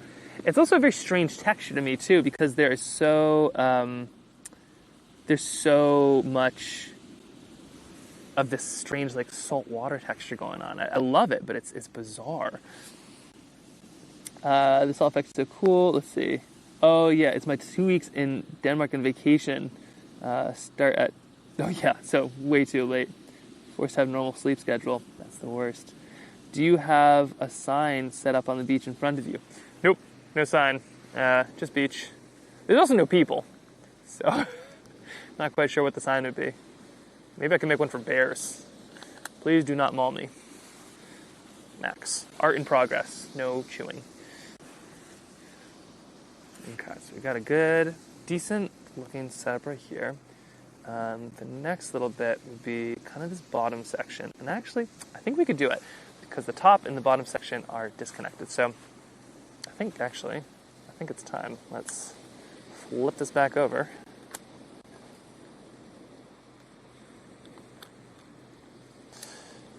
Very curious to see how tomorrow's sketching goes. I mean, compared to tomorrow, today's weather is just peachy.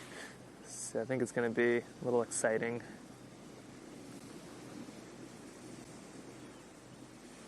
All right, here we go. So this right here, this whole section I can fill in right now because there's this big band of clouds is going to be right there, and that's kind of what we can expect to see. So I just sort of need to, kind of let it fade and then stop right there, even though the cloud ceiling's lifting a little bit. So let's do some of that. We're going to have I'm going to put a little bit of water, just preemptively, sort of, we'll see. And there's actually a bunch of green, so we're adding that in right now. We have put some initial green there, because it's different levels and layers. And so sometimes you want a little bit of dryness, but you still want color in there. So a little bit of green right here. Then it kind of moves up into blue. And then it goes into some purples, and then it goes into some indigo. So we're kind of getting into the Alaska rainbow, kind of moving up into the mountain. Just a little bit. There's that color, there's that water that I added earlier. A little bit of that blue. Put a touch of that blue in here too, right here.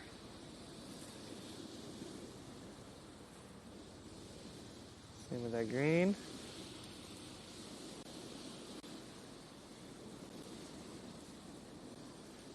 All right.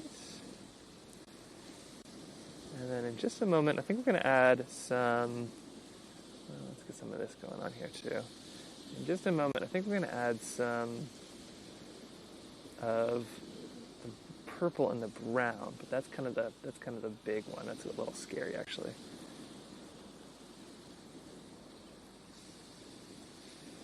There we go.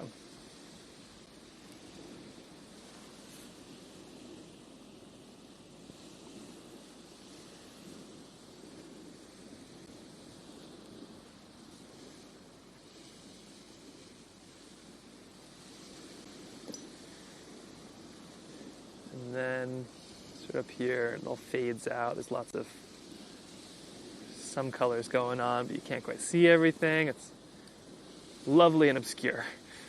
So just do a little bit of purple. And then when we kind of put all these colors in and then we come back with the water, that's where we're going to get these really fun patterns.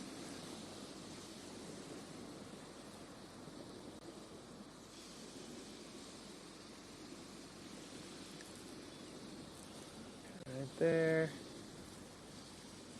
And here comes a little bit of indigo for the top.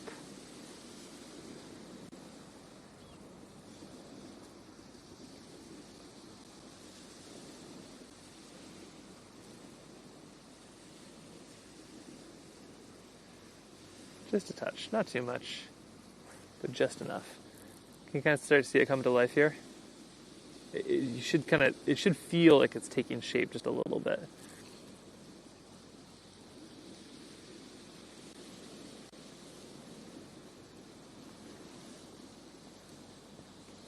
And then, just a little bit of it's coming down.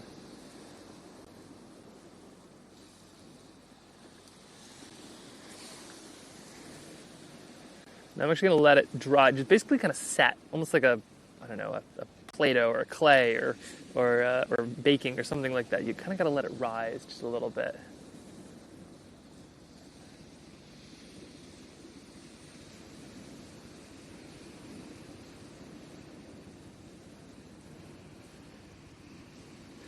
Now the other thing I'm going to do is I'm going to add a little bit of water up here, and then I'm just going to connect the two, just so gently.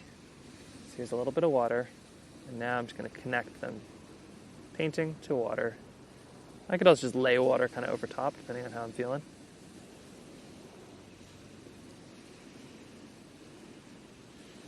But I'm trying to introduce them so that they make some really fun effects. It's a bit like matchmaking. It's like, this would be a fun couple to have at a dinner party. Let me just introduce these two and see if some sparks fly.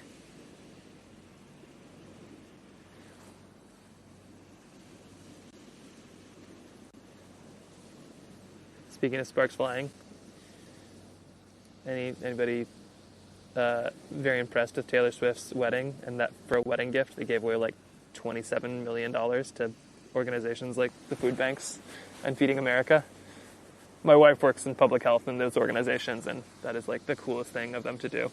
Of all the rich people out there, I'm glad when they do the good stuff. Okay, a little bit of this.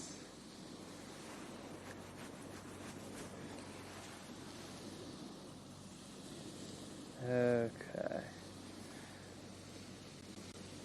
And then we have this kind of big streak kind of comes down right here.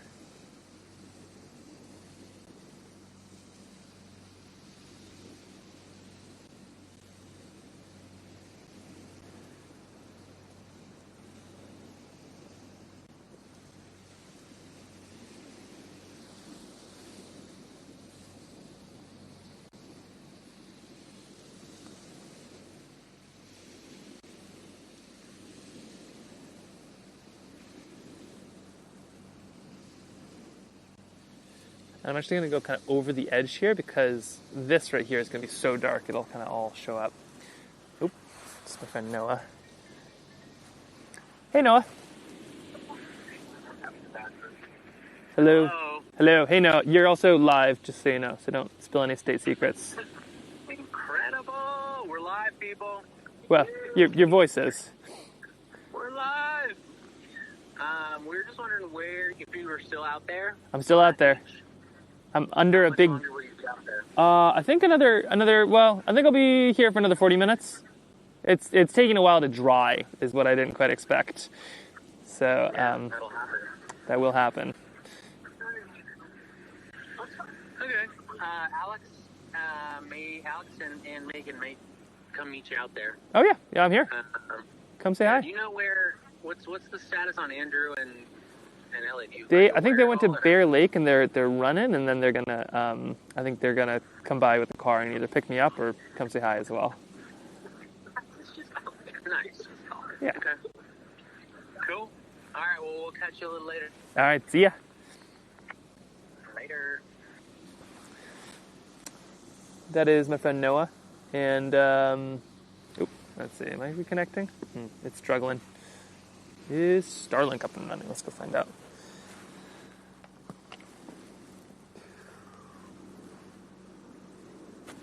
One moment. Why is it struggling?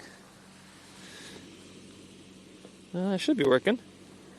Let's go check this one. That should be working. Okay, just a couple more of these. And let's just pull some of this over here too.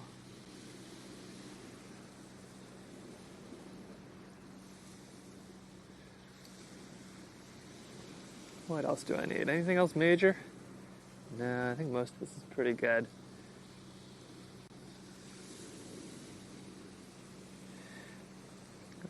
That's feeling pretty good. Maybe a little bit more up here, just to kind of sink it in just a little bit.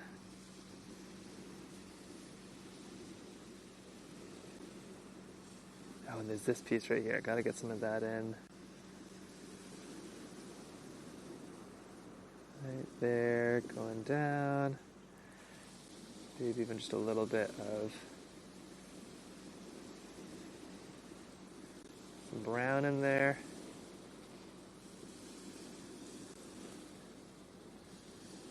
And then we'll just let that kind of drift.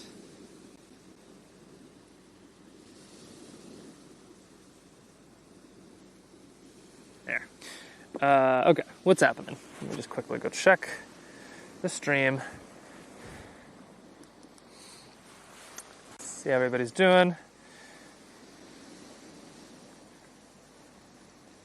I'd say most of the time things work, and most of the time they don't when it comes to capturing things in Alaska.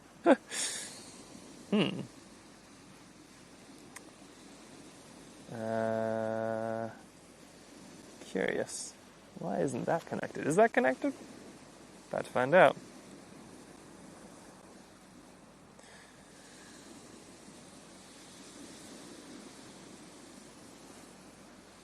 Where's my little... There we go. Just going to add just a touch of...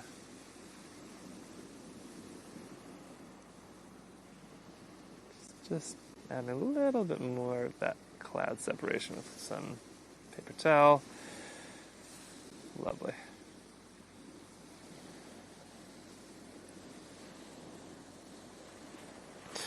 Okay. Well, it looks like that one isn't connected.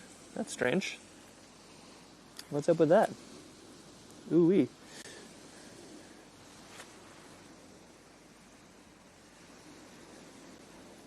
No? Okay. Starlink is kicked out. Fortunately, it looks like I still got plenty of this. We'll just make sure. Okay. Well, I think it's... If somebody wouldn't mind letting me know in the chat if things still work, I'd appreciate that. Otherwise, I will continue on as if they still work. Oh, there we go. Okay. We're supposed to be staring at your head. Yes, sorry. I mean, you don't have to stare at my head. Let's see. Been in and out, but... talked about the plan for tomorrow. Twitch is fine? I'm fine. Okay, great. So yeah, the plan for tomorrow is to stream from basically 9 o'clock in the morning Alaska time until roughly like 3 o'clock, and we'll see. Very much weather dependent. But climb up this huge big mountain and make a sketch up there of the crazy race. So kind of take you right into the thick of things. We'll see how it works. Could go well, could do terribly. And then from there, continue to make these little sketches, probably like little vignettes of the day. And that could go around this sketch. A lot of times I get questions about like if I'll do prints or something. And for marathon, I've done prints in the past, but I haven't done any recently. And so I figured, okay, I'll make something. I'll probably only make like 70 or so of these. But I figured it'd be kind of fun to make like a fun little sketch around everything. But tomorrow is going to be the real challenge. So we'll see how it works. If it works. I have some real concerns. Let's put it that way. But I think it'll be fun to watch one way or another. Don't leave snacks in your car again. I know, right? Yeah. Oh, that was so sad. In his solstice, I forgot all the snacks in the car, and it was I had peanut M&Ms. Oh. So now going back down here. So we've got a little bit here. So you can kind of see this is as stuff is sort of starting to kind of drift into place. Now we've got these right here, and these are a lot of blues. So let's try to get some of that in here.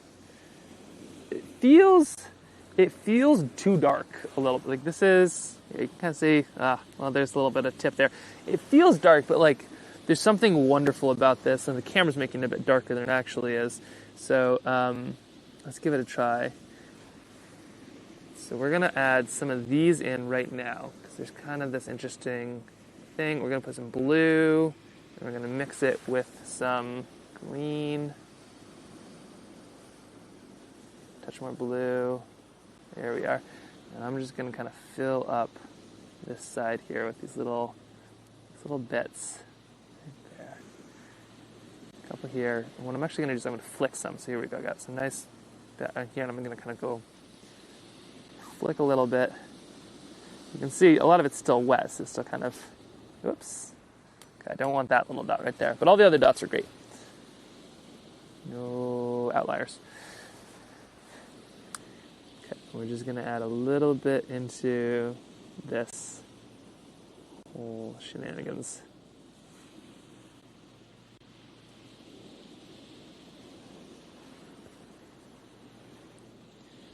There we are. A little bit here, a little bit there. And just adding a little bit over the top as well.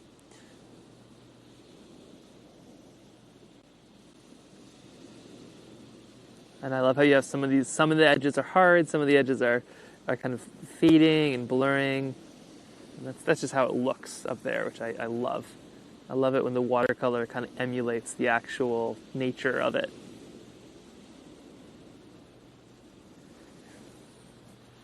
A little bit in here. And so we're going to do this section down here, and then while this dries, before we can do this one, we'll do this section. Hopefully by the time this section is done, then we'll work on this one. So a little bit of all of it. Get those rogue drops out of here.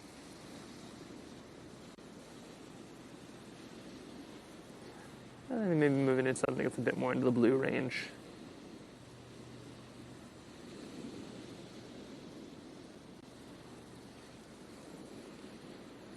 Now down here with these little kind of towns and houses, so we're going to add a little bit of green, and then we're going to kind of fill in a lot of these, probably with a slightly smaller brush.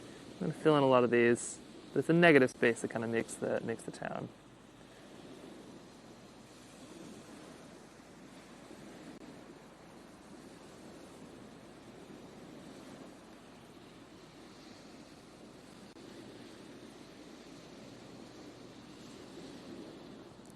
Just like that. Touch of blue.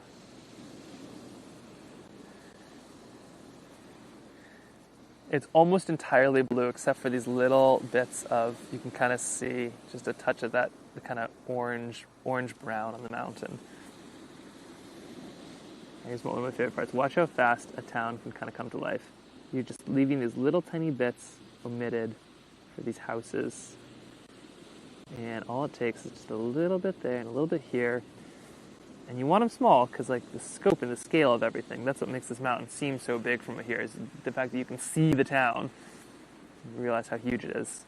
And so we're just adding a little bit of this all around. Just like that. There we are. It's the opposite of doing a spatter, because you're kind of leaving these little spattered textures by just not adding stuff. And I'm kind of shifting up the colors as I go. I'm going from green, and then I'm doing a little section that's in blue, and that kind of feels like those shadows and that little bit there.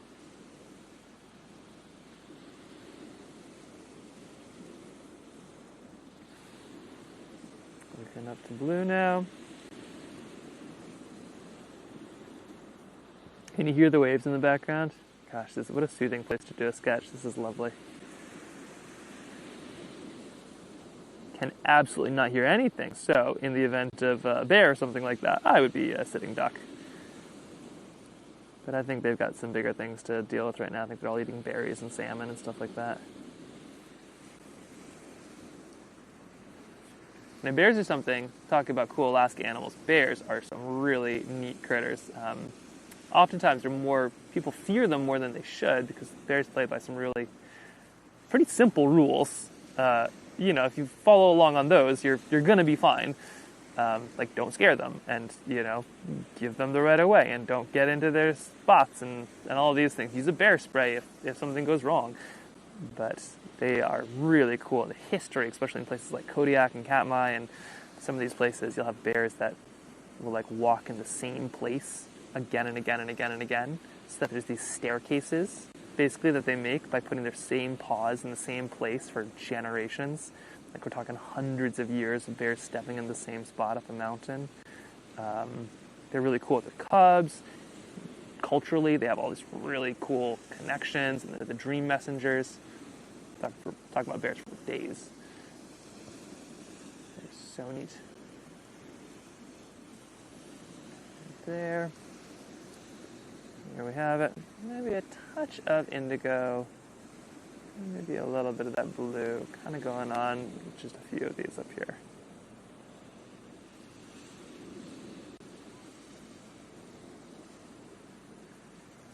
These edges tend to be a little darker than as stuff kind of gets a little bit more toward the middle.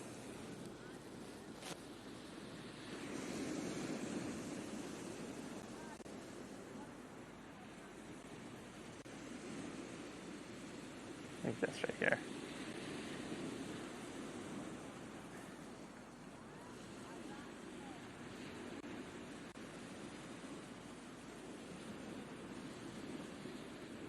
Okay, there we go. Let's see. How's it going on this one? Let's see. Show some art to the bears so they won't eat you. They might be into it. I wonder what kind of art a bear would like. Like a bear's favorite one would be. And there you go. So this is starting to come along. This right here, we got to kind of let this fade in a little bit because I want that contrast. So I'm just gonna kind of move some of these over and let that water do its work.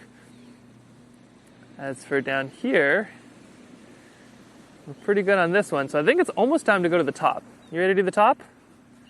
The top is going to be a tiny bit scary because it is high. It's a seagull like right above me. Kind of like high consequence, I suppose. But let's see. So what we need for the top is there is some snow. So we're going to add a little bit of that. I don't have any good picture of like what the actual snow was at the time. So let me go. Let's see. Is this race point? Yeah. Okay. So there's a couple little bits here. But I think we just do it. Does that sound good? Are we all there? Are we all ready? I'm going to do something scary. So I need a shameless encouragement and pure support. I'm going to paint basically the entire top in like one go. It's kind of how it has to happen, I think, too. And I told you, watercolors are this weird thing where you kind of, like, the good ones are kind of done all at once. And this is one of those examples. So I think that's kind of what I'm going to have to do on this. I'm very happy with how the town part is turning out. And you get to this point in watercolor where everything has gone well. So you have something to lose, which is a good thing, but it's also like, oh shoot, like I could potentially ruin this considering how much work went into this, just getting to this first part. But you want to be in that position. You want to be in the position to have something to mess up towards the end. Okay, and I'm just gonna kind of scoot. I'm just adding a little bit of a line in here. You can kind of see right here, I'm just adding some of these little lines, just for a little bit of texture, and then same up here.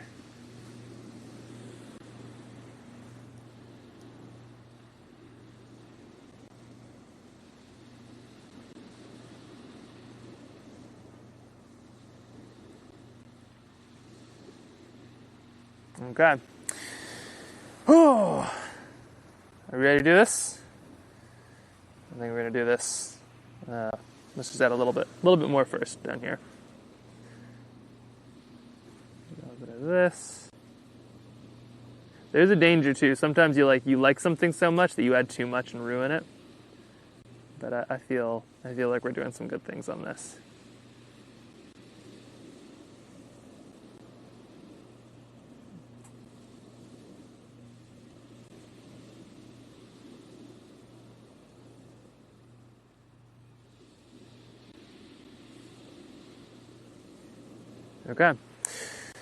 Okay, here we go. You got this? Thanks, Mochi.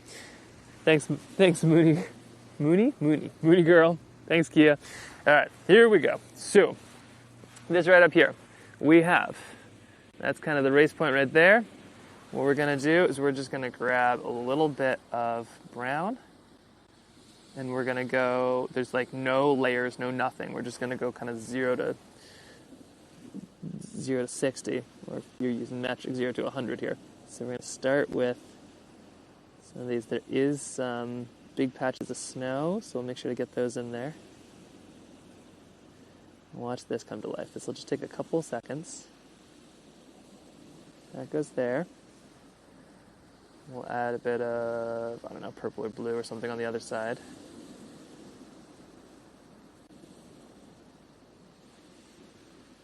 Touching into the edge, just like that. A little bit up here too.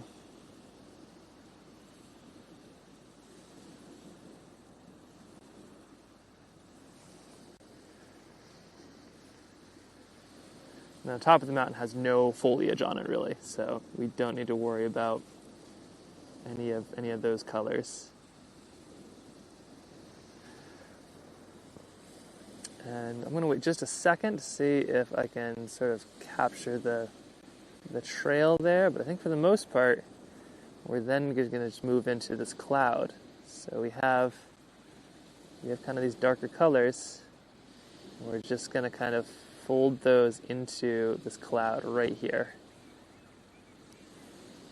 A little bit of water. Just the right placement is all we're looking for. And just like that, I'm going to touch it indigo. You're going to get this shape.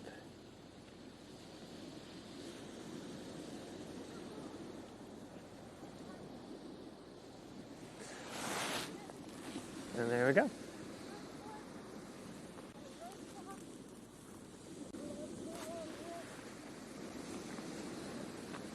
Ta-da!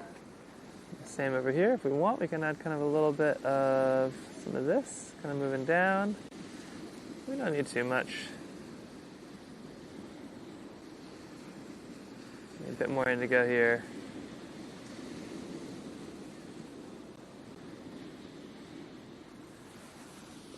And there we go. Do you see? And then all of a sudden you have a cloud just by like the negative space alone. We will want to do a couple things to kind of flush that one out just a little bit, and I'll show you loosely kind of how that's going to go. I think I made some of these like little snow patches a little bit too granular, but that's okay. I think we still got some time to square that away. So we got some of this, and then another bald eagle. Right there, just cruising. Doing its thing. Looking for bad fishermen.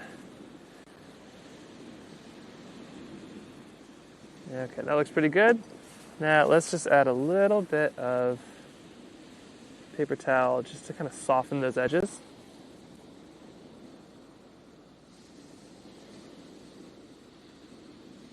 There we go. Can I see that cloud sort of coming to life? Almost in front of you.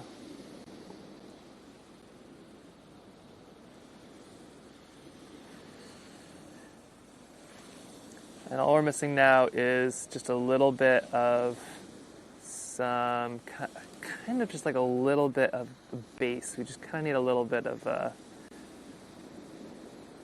something like this. It's just a little bit too bright almost, you know? Something like this kind of coming across. And we'll add some water to kind of smooth that all out here in just a second. Watch this.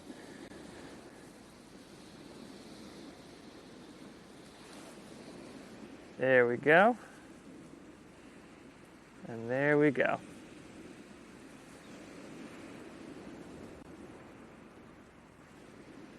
Maybe even a little spatter or something, just 'cause it's fun to have some of those in there.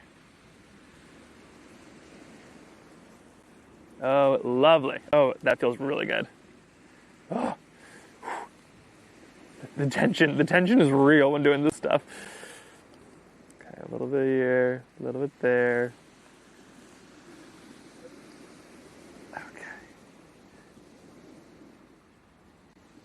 Now the main missing piece is this one. This is going to come in a big way. You'll see, this is one of like the biggest pieces that's going to be added here is kind of this spot right there.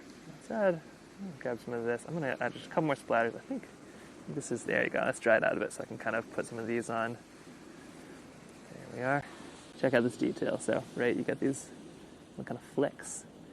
Create these lovely little kind of tree patterns. Instantly. There you go. Mount Marathon kind of hidden in the clouds. Now this right here, this is the next little bit, and there's actually some little bits of green, kind of light green in here, so we'll add a touch of those. There's not many. Put a couple of those in.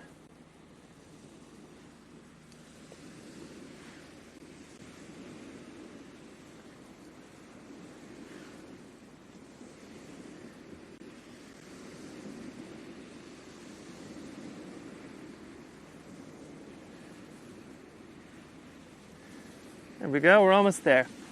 You make it look so easy. I appreciate you saying that. It feels anything but easy. It's just kind of terrifying a little bit. But that's just it. You just do it once and you're like, oh, that's terrifying. And then you know, it just keeps on working.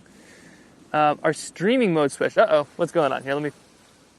Wait, streaming mode switched? Are we still good? Is it still working? Our streaming mode switched. Oh, the picture looks pixelated. Interesting. Well, let me see if I can fix that. All right, one moment. In the meantime, enjoy some of that. The picture looks pixelated. What does that mean? Okay, how are you doing? I don't know how you call it. No, that sounds about right. Could be. Let me see if I can get our. Let's see. That seems like it's up and running. That seems like it's up and running. Everything should be relatively happy. It never is, though. Streaming mode is pixelated. Is it still... Oh, we don't see normal. Yeah. Huh.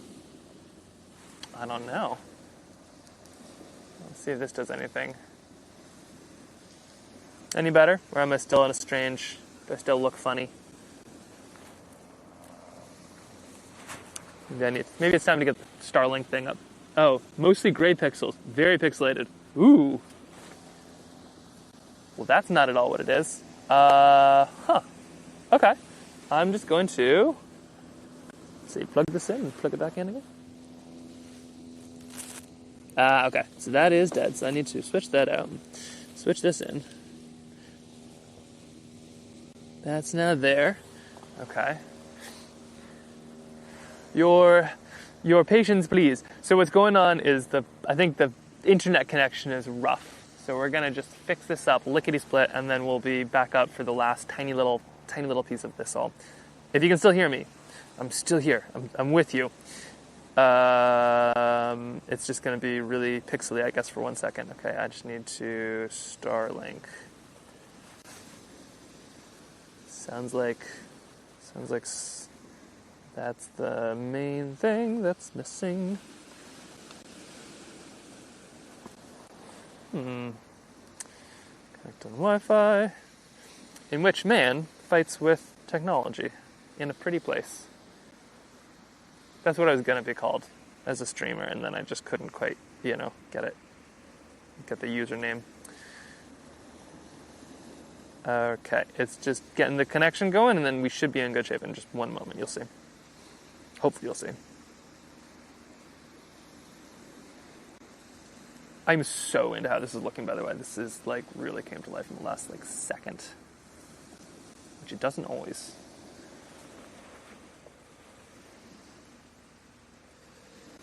Okay. Let's check in. Orientation. It's looking. How are we doing? Still bad? We don't see normal U. It's like you changed the picture mode in the other images. We can hear fine. Connection is great. But we don't see normal U. It's like you can change the picture mode into other images.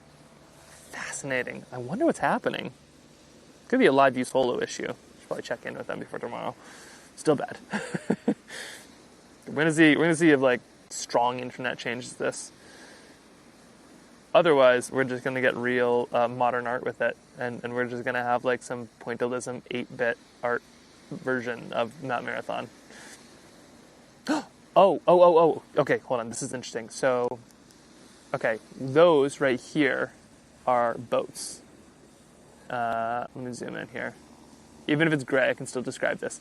Okay, so out there, those little boats are whale watching boats, which means they must see something. So there's a chance there's a whale. There's 2 of them, which is why I'd say that's a potential whale. I'm not sure. Can you see him? Okay, it says it's connected. Okay, the Starlink should be. Oh, it's misaligned. Okay, let me go realign. Realign the stuff, and then we should be good right after that. But if you can see those whale watching boats, I wonder what they're seeing. Maybe this something interesting.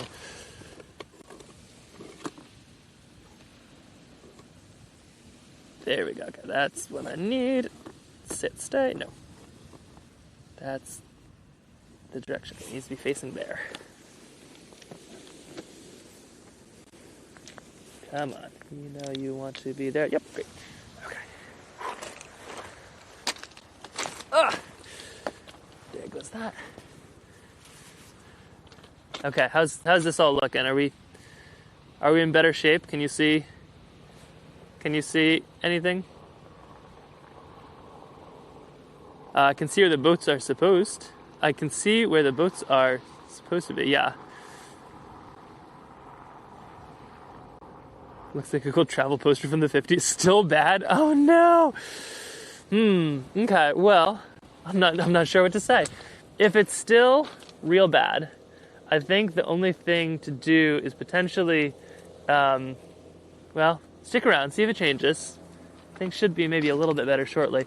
But depending on how it is, you can. We'll post all of this on Discord. So I'll post how the picture turned out on Discord. So you'll be able to see all of that if you want to check that out. Otherwise, mostly black and gray and white, but your face is pink. Well, that checks out. No improvement. You pressed any button? I don't think I pressed any button. You're gonna have to ask. Yeah, Jen, if you want to take some screenshots of this, we'll have to ask. You know what? Okay, I'm gonna try one thing. I'm gonna turn off a transmitter and turn it back on again. That's about as far as I usually can do on anything. So I'll turn something off and turn it back on again. Let me just add one little quick thing here.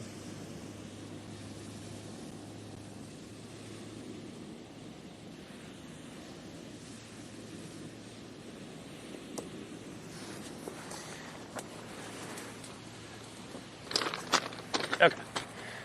Here we go. Ready? I'll turn something off and turn it on again. And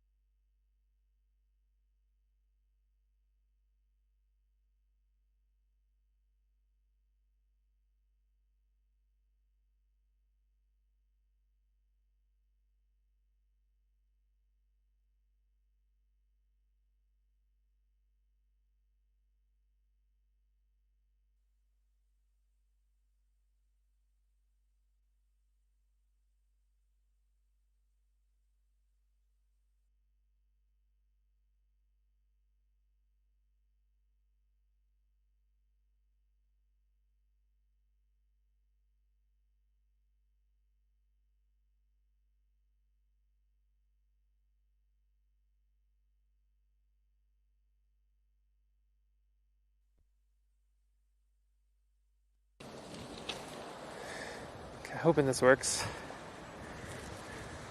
So back there's a plane flying circles, and there's two tour boats right here for whale watching. So there must be something interesting right over there.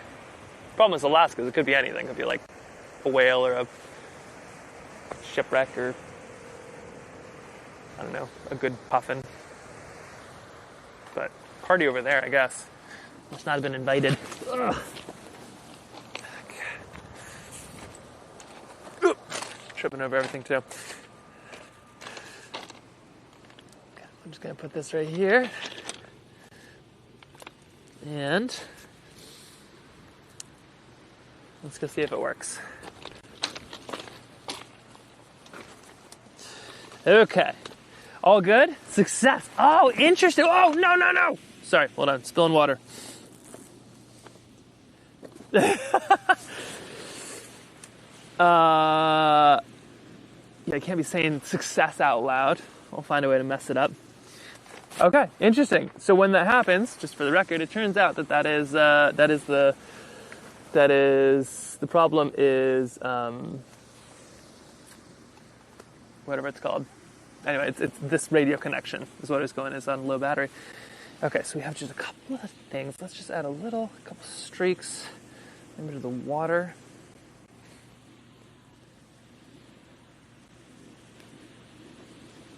A couple here, a couple there.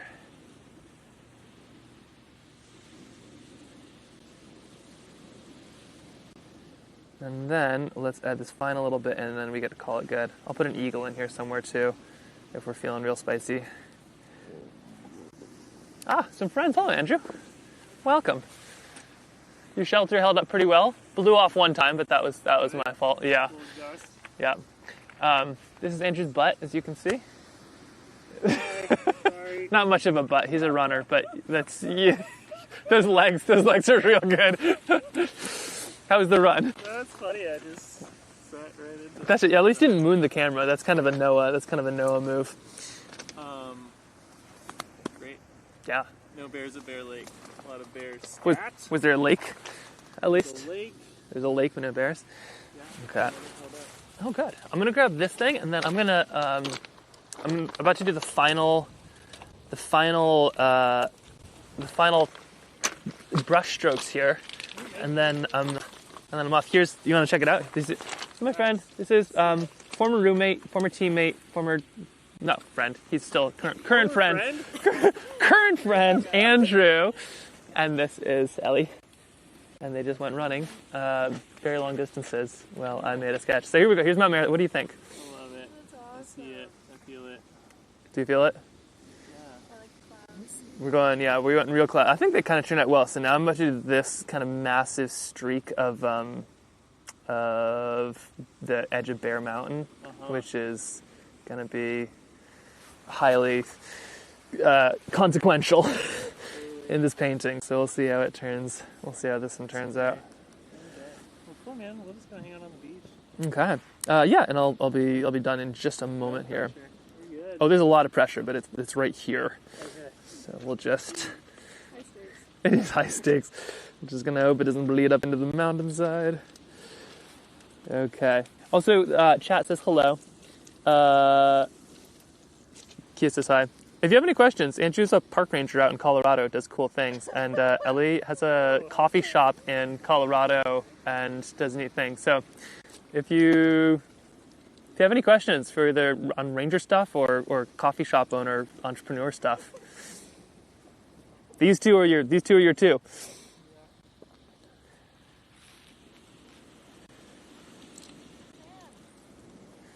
There we go. And yes, back to normal, or at least as normal as I've ever been. Okay, so we have this.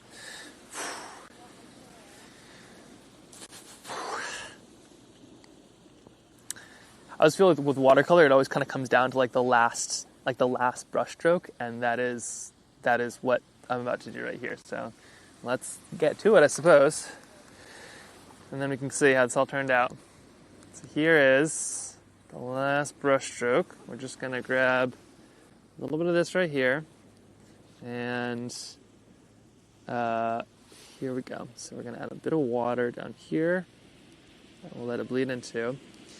And this mountain has a lot of different colors in it, but it's got some blues. Add a couple of those in. This is a purple, isn't it? Okay, sorry, it's got some purples.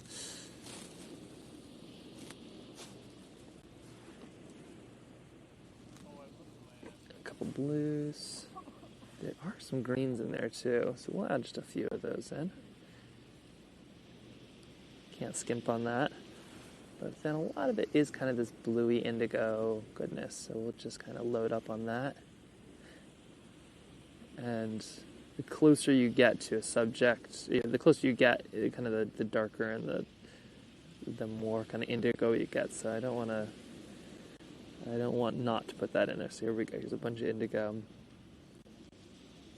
Just kind of loading in as we move down toward town.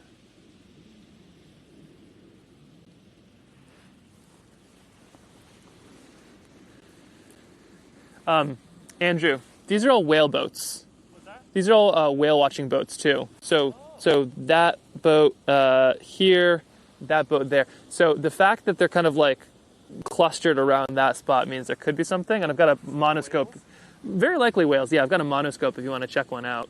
If you see anything, let me know. Yeah, worth doing.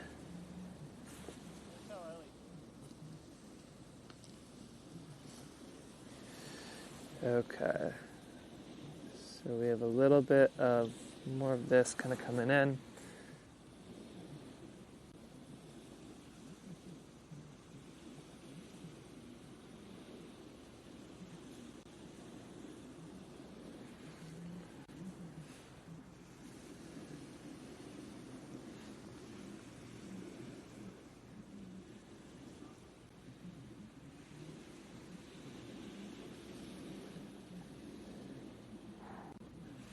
Like I'm holding my breath here on this one.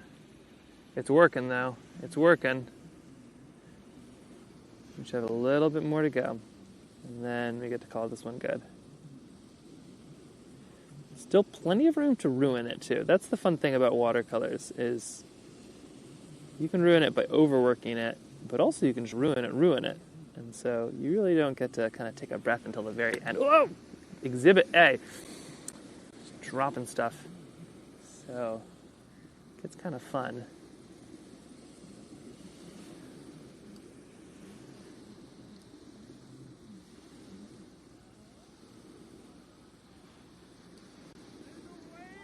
There's a whale? Oh, we have whales. Okay, that's exciting. Here, let's go check it out. Yay, whales! Okay, all right, chat.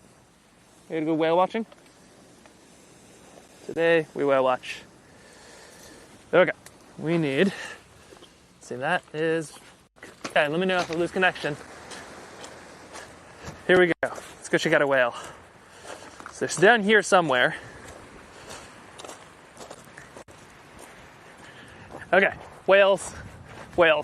I don't know what the range on this thing is. All right, well, we're going to find out. Boy, that one just turned around fast. Where do you see it? Right over there? Like right out there.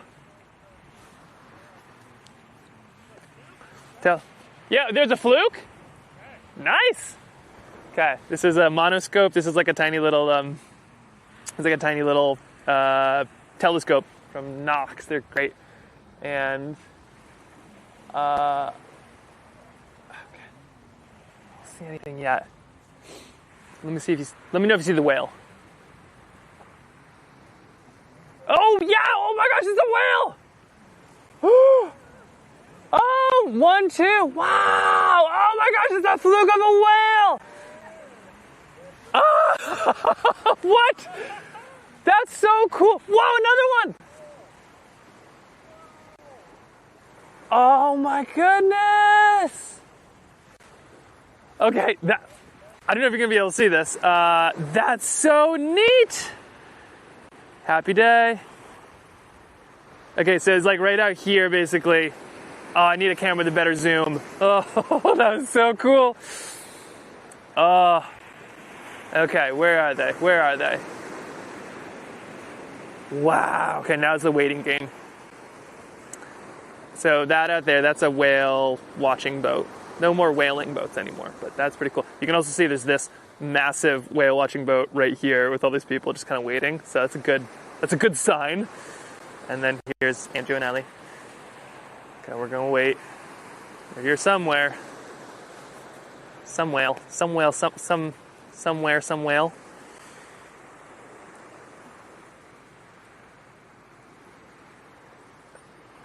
I hope this is working on the transmission side.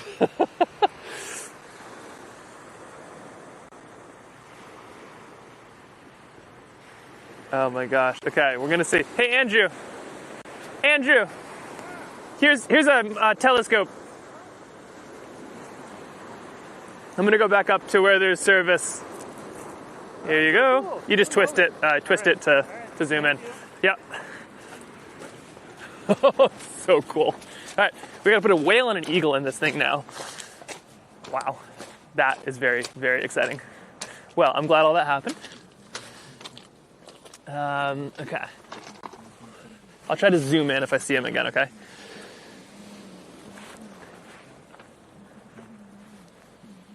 There's a couple of them. The problem is, like, whales can hold their breath for so long. You saw the whale too? Okay, amazing. Saw the water, saw the whale.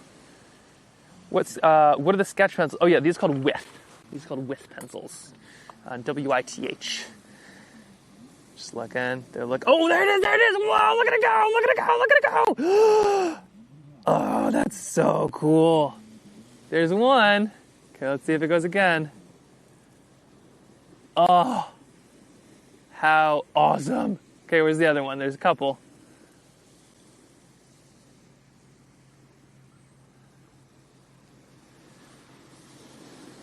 Oh, there it is, there it is. Wow.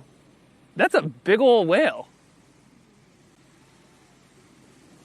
Oh, man. Happy day.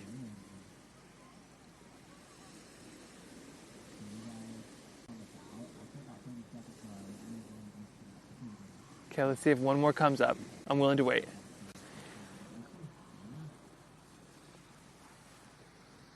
Okay, where is it? Where is it? Also, look at that cute couple. Okay, we're looking for a whale. I assume they know this and they're just like, all right, we're gonna pull it for extra long.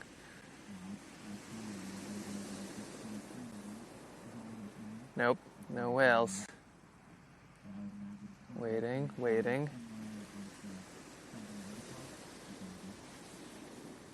Let me just say this. I'm gonna find a way to get a camera with a better zoom. Pre-Alaska, we'll have some things that you don't have to. You can zoom right in, but if Alaska is a place meant for binoculars or zoom lenses. Okay, no whale. Okay, I gotta finish this piece now. If a whale comes, I'll quickly move up here. But until then, let's quickly. We just got to add a little bit of the last little bits of these trees, which are going to be mostly indigo.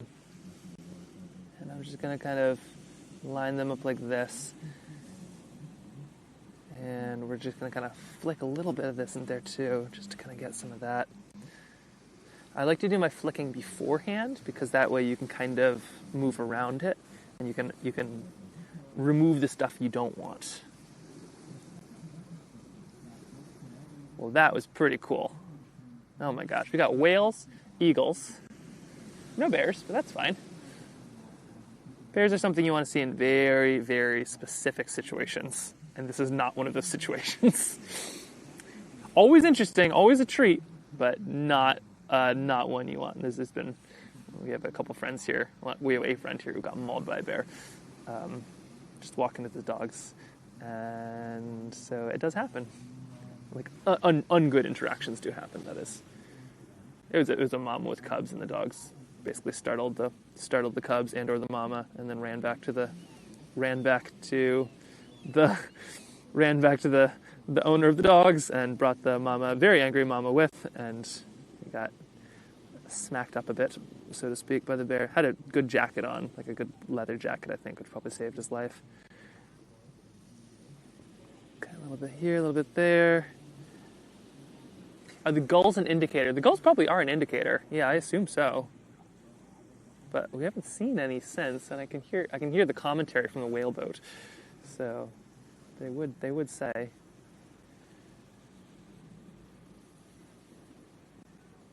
That's so cool.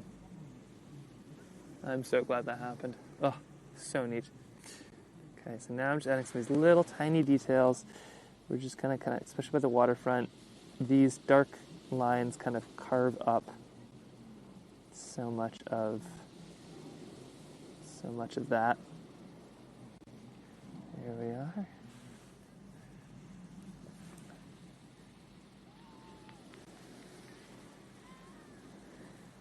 People cheering for the whale.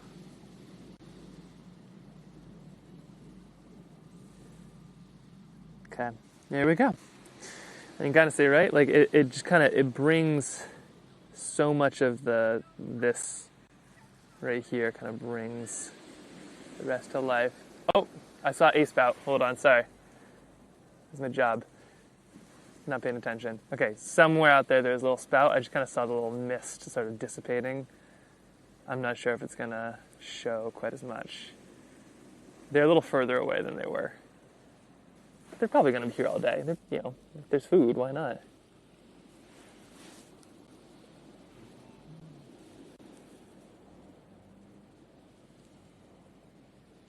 Anything else? Nope.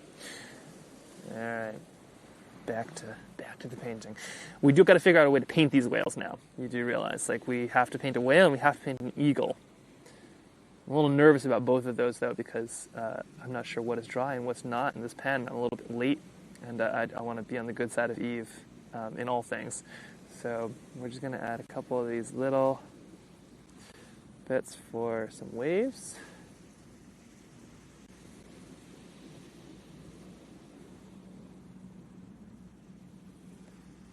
And should we try a whale? We can try a whale. I might add a whale on later. I don't know. Is that silly?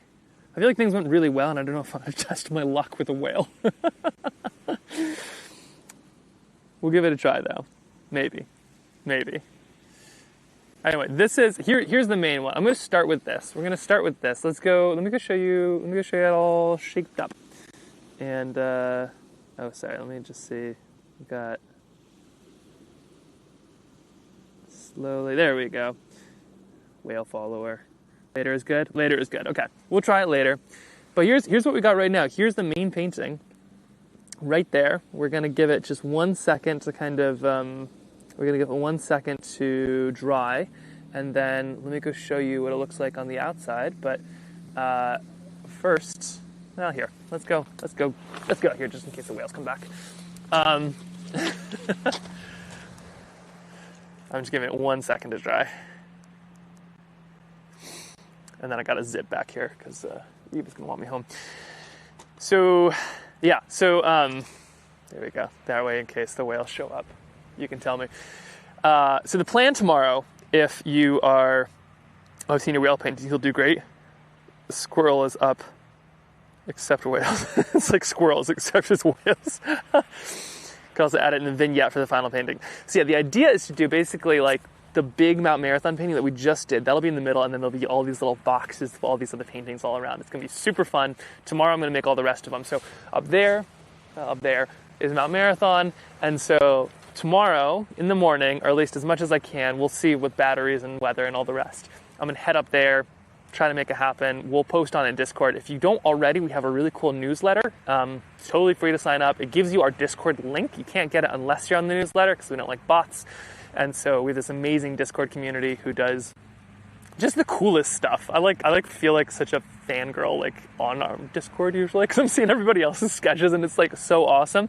So we've got a really fun newsletter. To the Discord, there's also the membership if you're so inclined, but also no worries, it'd just be fun to see on Discord or the newsletter. But we'll be posting kind of what's going on. I'll post the final picture. I'll post any other kind of little sketches that happen during it. Sorry, keep on thinking I see whales, but they're heading out. Where are we going? Anyway, yeah, there. Where is that boat? Hold on. How do I not see a boat on there?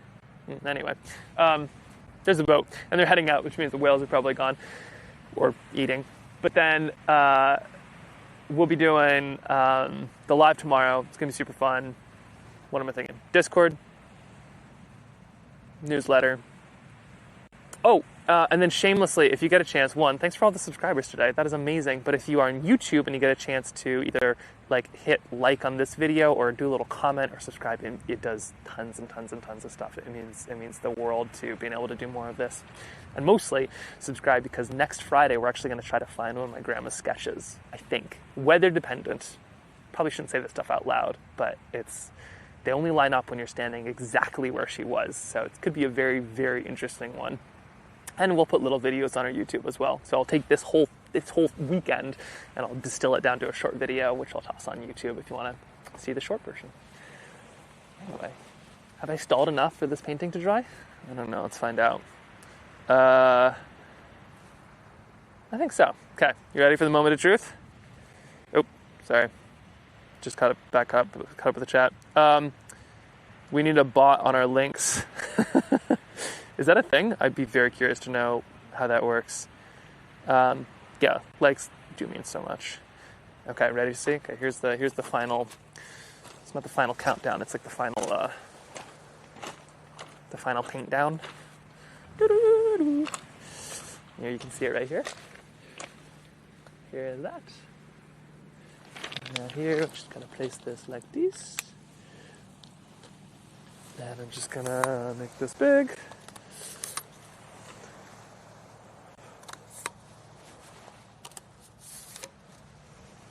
Okay. Whoa, sorry. Trying to set up something. I put a lot of whatever you call it. A lot of tent stake things out there, so it's real spicy. It's like little trip wires all over the place. Okay, so here is this, and now let me go find this painting for us. Here we go. This will be the. I feel like when I see it from far away is when it always becomes real, so it's kind of like I see it for the first time too. Okay.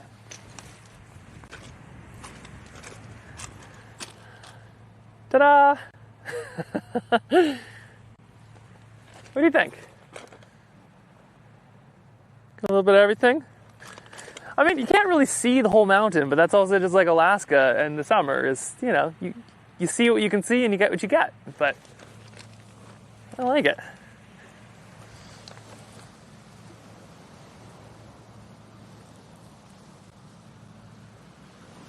Oop, there we go, sideways.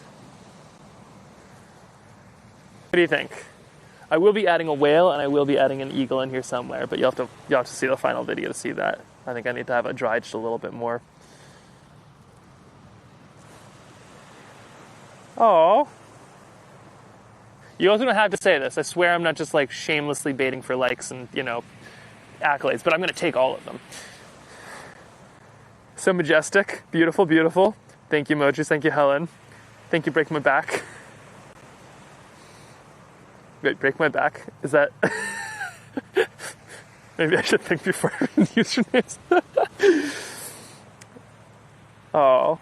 And my friends in the boat. Oh yeah, definitely I'll add them. Good call, good call. Actually, you know what? That's a great call. I'll put, maybe I'll put the shoreline here. I'll put them right there so that they can see it as well.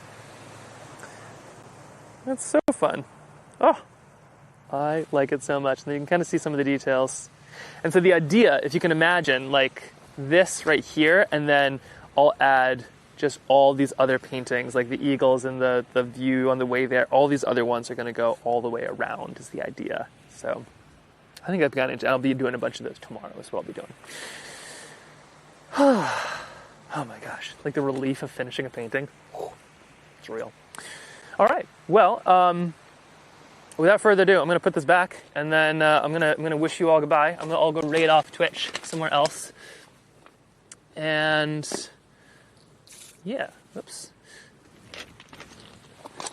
Also, like I said, a member side of things, I think we need to do like a pin exchange, right? Like, wouldn't that be fun? You send me just like a little drawing, I'll turn it into a pin, send it to another member with another, like we'll make a special pin that we all get. Buttons are just the best. I love buttons so much. Okay.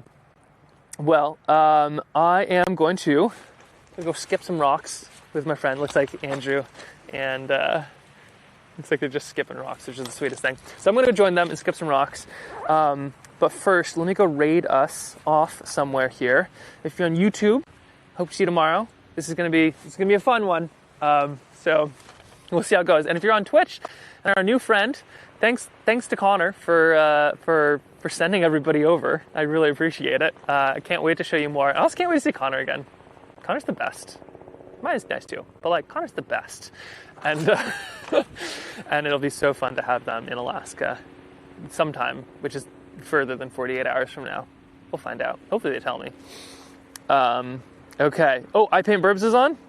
That's where we're going. All right, let's do it. Let me just quickly... we're gonna, if you're on Twitch, I'm gonna send you out to Liz. If you don't know Liz, Liz is I Paint Burbs. You know Liz. I don't need to explain any of this. Liz is wonderful. Please tell Liz I say hi. And stream manager.